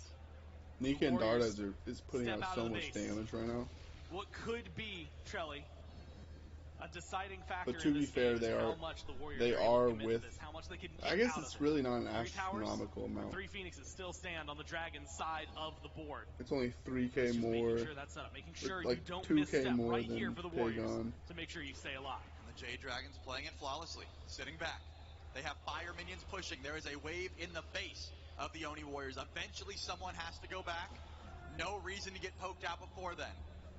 They've got vision, they've got ward coverage, they've got the map stay. The Jade Dragons just have to be patient. The second they see someone in the Titan, the second they see someone channel that back, Fire Giant needs to be pulled. Pagon needs to be zoned. Dude, shout out to that minion wave. That minion wave killed a whole fire wave. Fire Giant begins. Immediately looking for the burn down. And Trelly, do they have the burn? Yep, they're looking to defend the Of Phoenix. the Dragons powered up and ready to start running it down. Right side bird already Now they should spawned be back in, but going. that's the They shouldn't be target. looking The for a Jade Dragon reset. sees They should forward. look to go This now Fire Giant is enhanced. The Oni Warriors, before. they're not Oh, waiting they in the need to Phoenix. They engage. want to find a fight themselves. Lasbra forced the ult defensively just at the side. That's actually kind of super SOT. smart of Lasper to not get caught out. Volcanic lightning, but the team siege is forward. They've got minions and they have EFG. All you need is a couple of autos from Coast. That's going to be massive. Right side Phoenix taken down instantly. And the Warriors with a small reset. Now they know where they can set up a defense. They need to play for the wipe. Immediate over Nika's to the left already lane, setting up the split. Happen to be trying to push up a little They can't back out. for his team. I disagree with the pyro call. I feel you gotta keep the pressure on while the mid lane Phoenix is low. To chop through that Phoenix. Mid Phoenix, you get no problem. I disagree with this call. I'm with Nika, bro. You split. Fuck the goddamn. I guess maybe you have. Yeah, you had a bomb already, bro. Just bomb mid Phoenix. That's crazy. That's crazy. I think that's a misplay. But I guess I have 2 bombs now in the extended siege. They're pretty far forward, and it looks like the Jade Dragons want to fight. They're going for the cutoff path. Panatom has to play carefully, and you need. He didn't get his blink off. Runic bombs for Polar Bear Mike. The structures could be deleted. The Titan could be deleted if that's the call, but look at this. SOT, Pantom, they're pretty far forward, and it looks like the Jade Dragons want to fight. They're going for the cutoff path. Pantom has to play carefully, and you need what you need, but he didn't blink in time, and the damage not quite. 45 seconds without Pantom, 30 without Sot. They're going to the play fuck! Going for the end call, Gore. That Titan needs to drop. Fire minions on right. The Jade Dragons on the precipice of a championship, and they're going to do it. They're going to walk forward and break the curse and win a championship. Fair enough, bro. Fair enough. That was probably the greatest Smite set ever. And it's off such a small mistake. They win off such a small mistake. He didn't blink. Such a small mistake, bro. You hear that crowd, Gore? The curse is broken. The dragons will not be slain.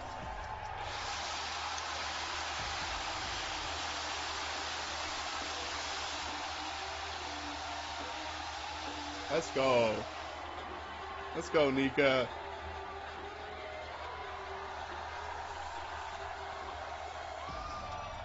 Like, Nika's grown up playing this game, too. Same with VC.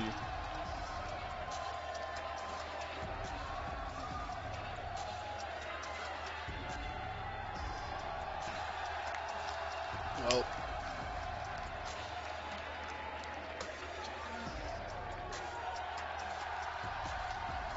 Fucking Cheerio, baby.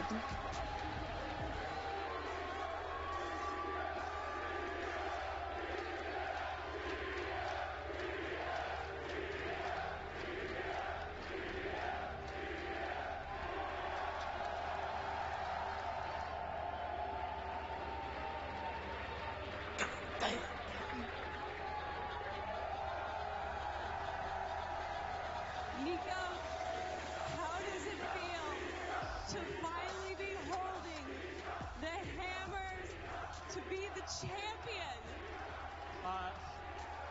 I've been playing, this is my 8th year playing, and, you know, I felt like every year I got closer and closer, and I'm just so glad end of Smite 1 we can finally close it out, and I love this team so much. I'm so proud of all of us, and yeah, I love you guys as well. Thank you so much for the support.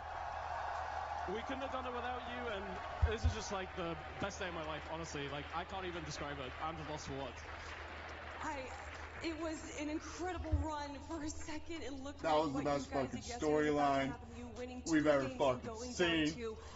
Best fucking world. Lasbra, maybe I can get a word from you. Kelly. What was going on in the discussion between the team? What was going on in between games 4 and 5 that allowed you guys to walk away with this win? We were just trying to stay confident and like really find out our confident picks. And I mean, going back on Pele game 5, even though it wasn't like the best pick and they got Jameer, which is a counter, we just ripped it and we got the dub, you know? Fucking ripped it and got the dub.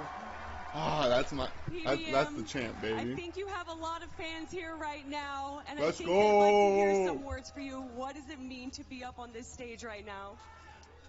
This is gonna sound troll, but it just means everything. Before the games, like, this is the most emotional win ever. I literally, like, to pump myself up, I watched the 2 finals that I lost, and I just wasn't losing today. It just wasn't happening. The support is insane.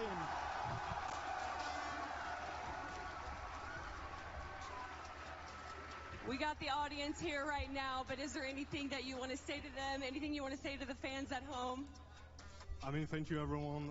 You just gave us so much. You gave us so much confidence. Goddamn, bro.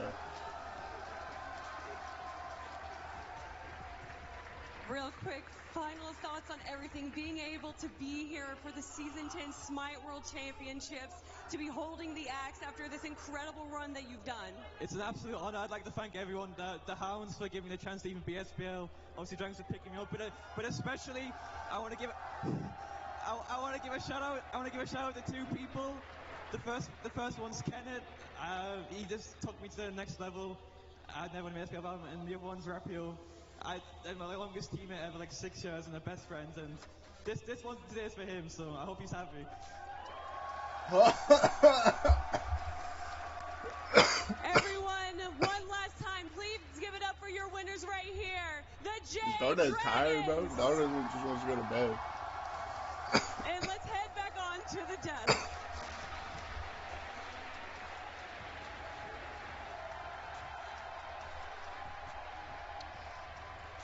That's so hype. That was so hype. Soak it in for just another second. That emotion, I don't know, guys. This is going to be a hard one to get through. There are tears. What we just witnessed, what we were all just a part of, is something that I hope we can all look back on and realize the importance of for the rest of our lives. And inbound, we'll get you off stage, buddy. The emotion hitting everyone up here hard. Inbound, Hazer. I mean, I guess we got to break down game number 5. Jade Dragons come out. They come out swinging, and they really turn hitting everyone. What we just witnessed, what we were all just a part of, is something that I hope we can all look back on and realize the importance of for the rest of our lives. And inbound, we'll Too much cocaine. Get you on stage, buddy. The emotion hitting everyone up here hard. Inbound. Too much cocaine. I mean, I guess we got to break down game number 5. Jade Dragons come out. I don't know. They come out swinging. Do you get stressed? They really turn things around. I don't know. I've never had a nosebleed like that. So into game 5. I've only got a nosebleed from getting hit in the fucking nose. Pick and Coast on this Hachiman pick. Game 3, game 4, he looked uncomfortable. He didn't look confident. And then you get to game 5, and he's sitting around corners. He's literally hunting, trying to find somebody to kill. He played fantastic in that 5th game. And the team as a whole, like, to be able to go into that game 4, lose game 4, be on the precipice of that reverse, and then to be able to just pull it all together and in that game 5, have enough wherewithal to actually take that, it's incredible. What an incredible group of guys. This whole thing feels like one big moment of glory, but for one last time, let's look back at your Steel Series moments of glory from game number 5. Jade Dragons fans, they lit it up here today. Bro, something always crazy happens at fucking Worlds. What the fuck? Midland had a nosebleed. Just like this. Yeah, feast or famine is what we talked about. Ymir, and I've never been so glad to be so wrong about a pick. Pele for Lasbra. He absolutely ate it up on there. Bro. And I He went cannot believe tanky. that a team under this much pressure, and it in Game worked. 5, they've got a history of being reverse Like, it only swept. They've like, been I guess reverse it's swept, scales. and they've gotten a reverse sweep themselves. It wrote itself for them to go down here in 5, but the confidence they played with, they went all out. They showed no fear, and the sieging problems they've had all year seemed to be completely absent. Perfect play once they got the lead. They did not take their foot off the gas, and they ran it all the way home. Now, I don't know if you believe in superstition, omens, those sorts of things. That early wall from genetics is going to live in my head for a long time. It really set a tone for this game that never really turned around. Certainly not all on the wall, but if you're looking at an example of what happens later on in the game, things like that come to mind.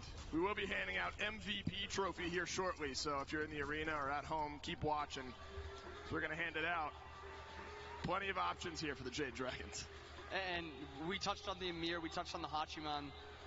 Dardas did 26,000 damage in that final game. Perfect positioning. That feels over though, huh? And Panatom Shit on this might guild, never come so back. they were a little worried Who about knows if Smite 2 will actually be a good game. Wasn't able to do any crazy. damage this game. Netroid also not able to do much damage at all. And he just didn't build the damage really to actually dive that backline. No, couldn't get to them, but it was just all that early game. With a comp like this, the Jade Dragons able to open out that early game, and they just ripped objectives every single time. There was no chance to hit them because you didn't see them. They went to gold, and they dropped the Atlas ult, and they bursted it down before anybody could get a look in. Just incredible play by them. To do that, I don't think people understand just how hard it is to make those calls and stick to them in this circumstances. Well, a lot of fan favorites from the Jade Dragons on stage, but only one of them can win MVP. I'm sure the rest are not concerned. They've got the big one. They've got the hammer. They won the whole thing. But let's find out who your MVP of this weekend was with Kelly on the stage. I have the absolute pleasure to announce our MVP of this Smite World Monika. Championships, and it is Dardas.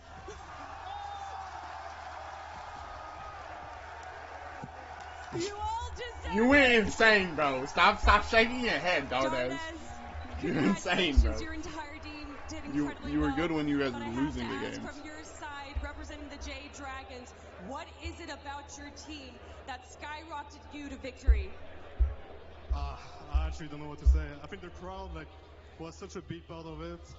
I want to say you just carried us so hard. I don't think we would have done it without you guys, so.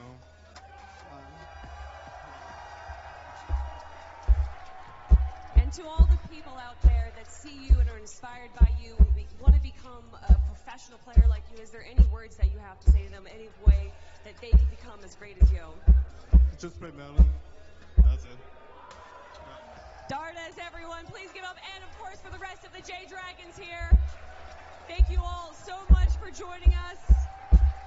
And if I'm not mistaken, we're actually going to have a few more stars coming out. Everyone, this has been an absolutely incredible journey. Starting this all the way back in 2014 during this My Launch tournament, and all the incredible players and all the incredible talent that we've had. I can't even express myself how much this means to me, but Dolson, I think you personally would do a lot better at this, so please, the final words. Daddy Dolson! This is all about the Dragons and what they were able to do. Every hoarse voice that you guys hear, every tired eye that you see from production and all the casters is a labor of love, and we do it for all of you guys. This is what it's all about, and bringing everyone together, and this, all of this is what this is all about, and everyone gathered here for one unbelievable moment, for I guess a few over the course of this weekend, but everything this community has been able to build together. Oh, there's Taco too? Taco's on stage? So much thanks to the players who put on such an amazing show, and the casters who came before me. John Finch, we love you, buddy. We know he was watching here today. This is a big one for him.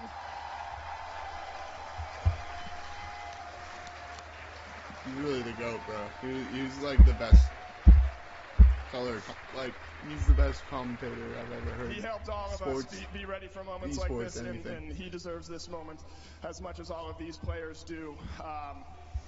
I don't know what else there is to say, Dragons. We love you guys, players. We love you guys, fans. All of this for you. Thank you for everything. You have loved us. You have supported us. You have been here for everything. And there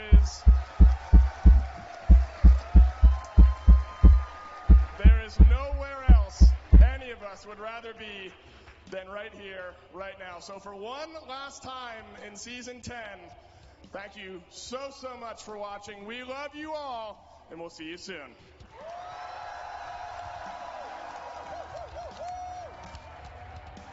It was so cool how Kelly literally handed off the torch to Dolson as the voice of Smite. Shout out Lasbro though, like actually defied standards, bro. He defied the fucking counter pick. Lasbro Game 5 was fucking legit.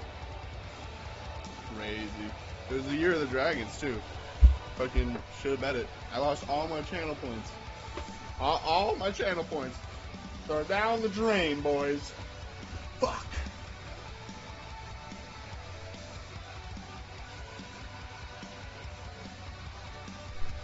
Man, feel good for the Dragons. Well, you watched the VOD. Thanks for watching. Shout out to the one viewer.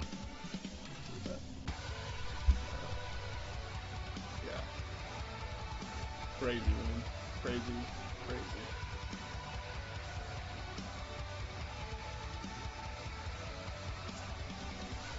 That doesn't look good now, Genetics. Jesus. 3-0? Yeah, you only got 3-0, bro.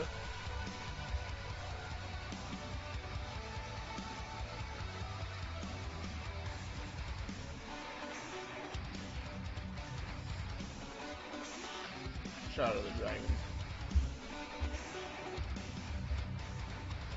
Okay, I'm gonna leave. See ya.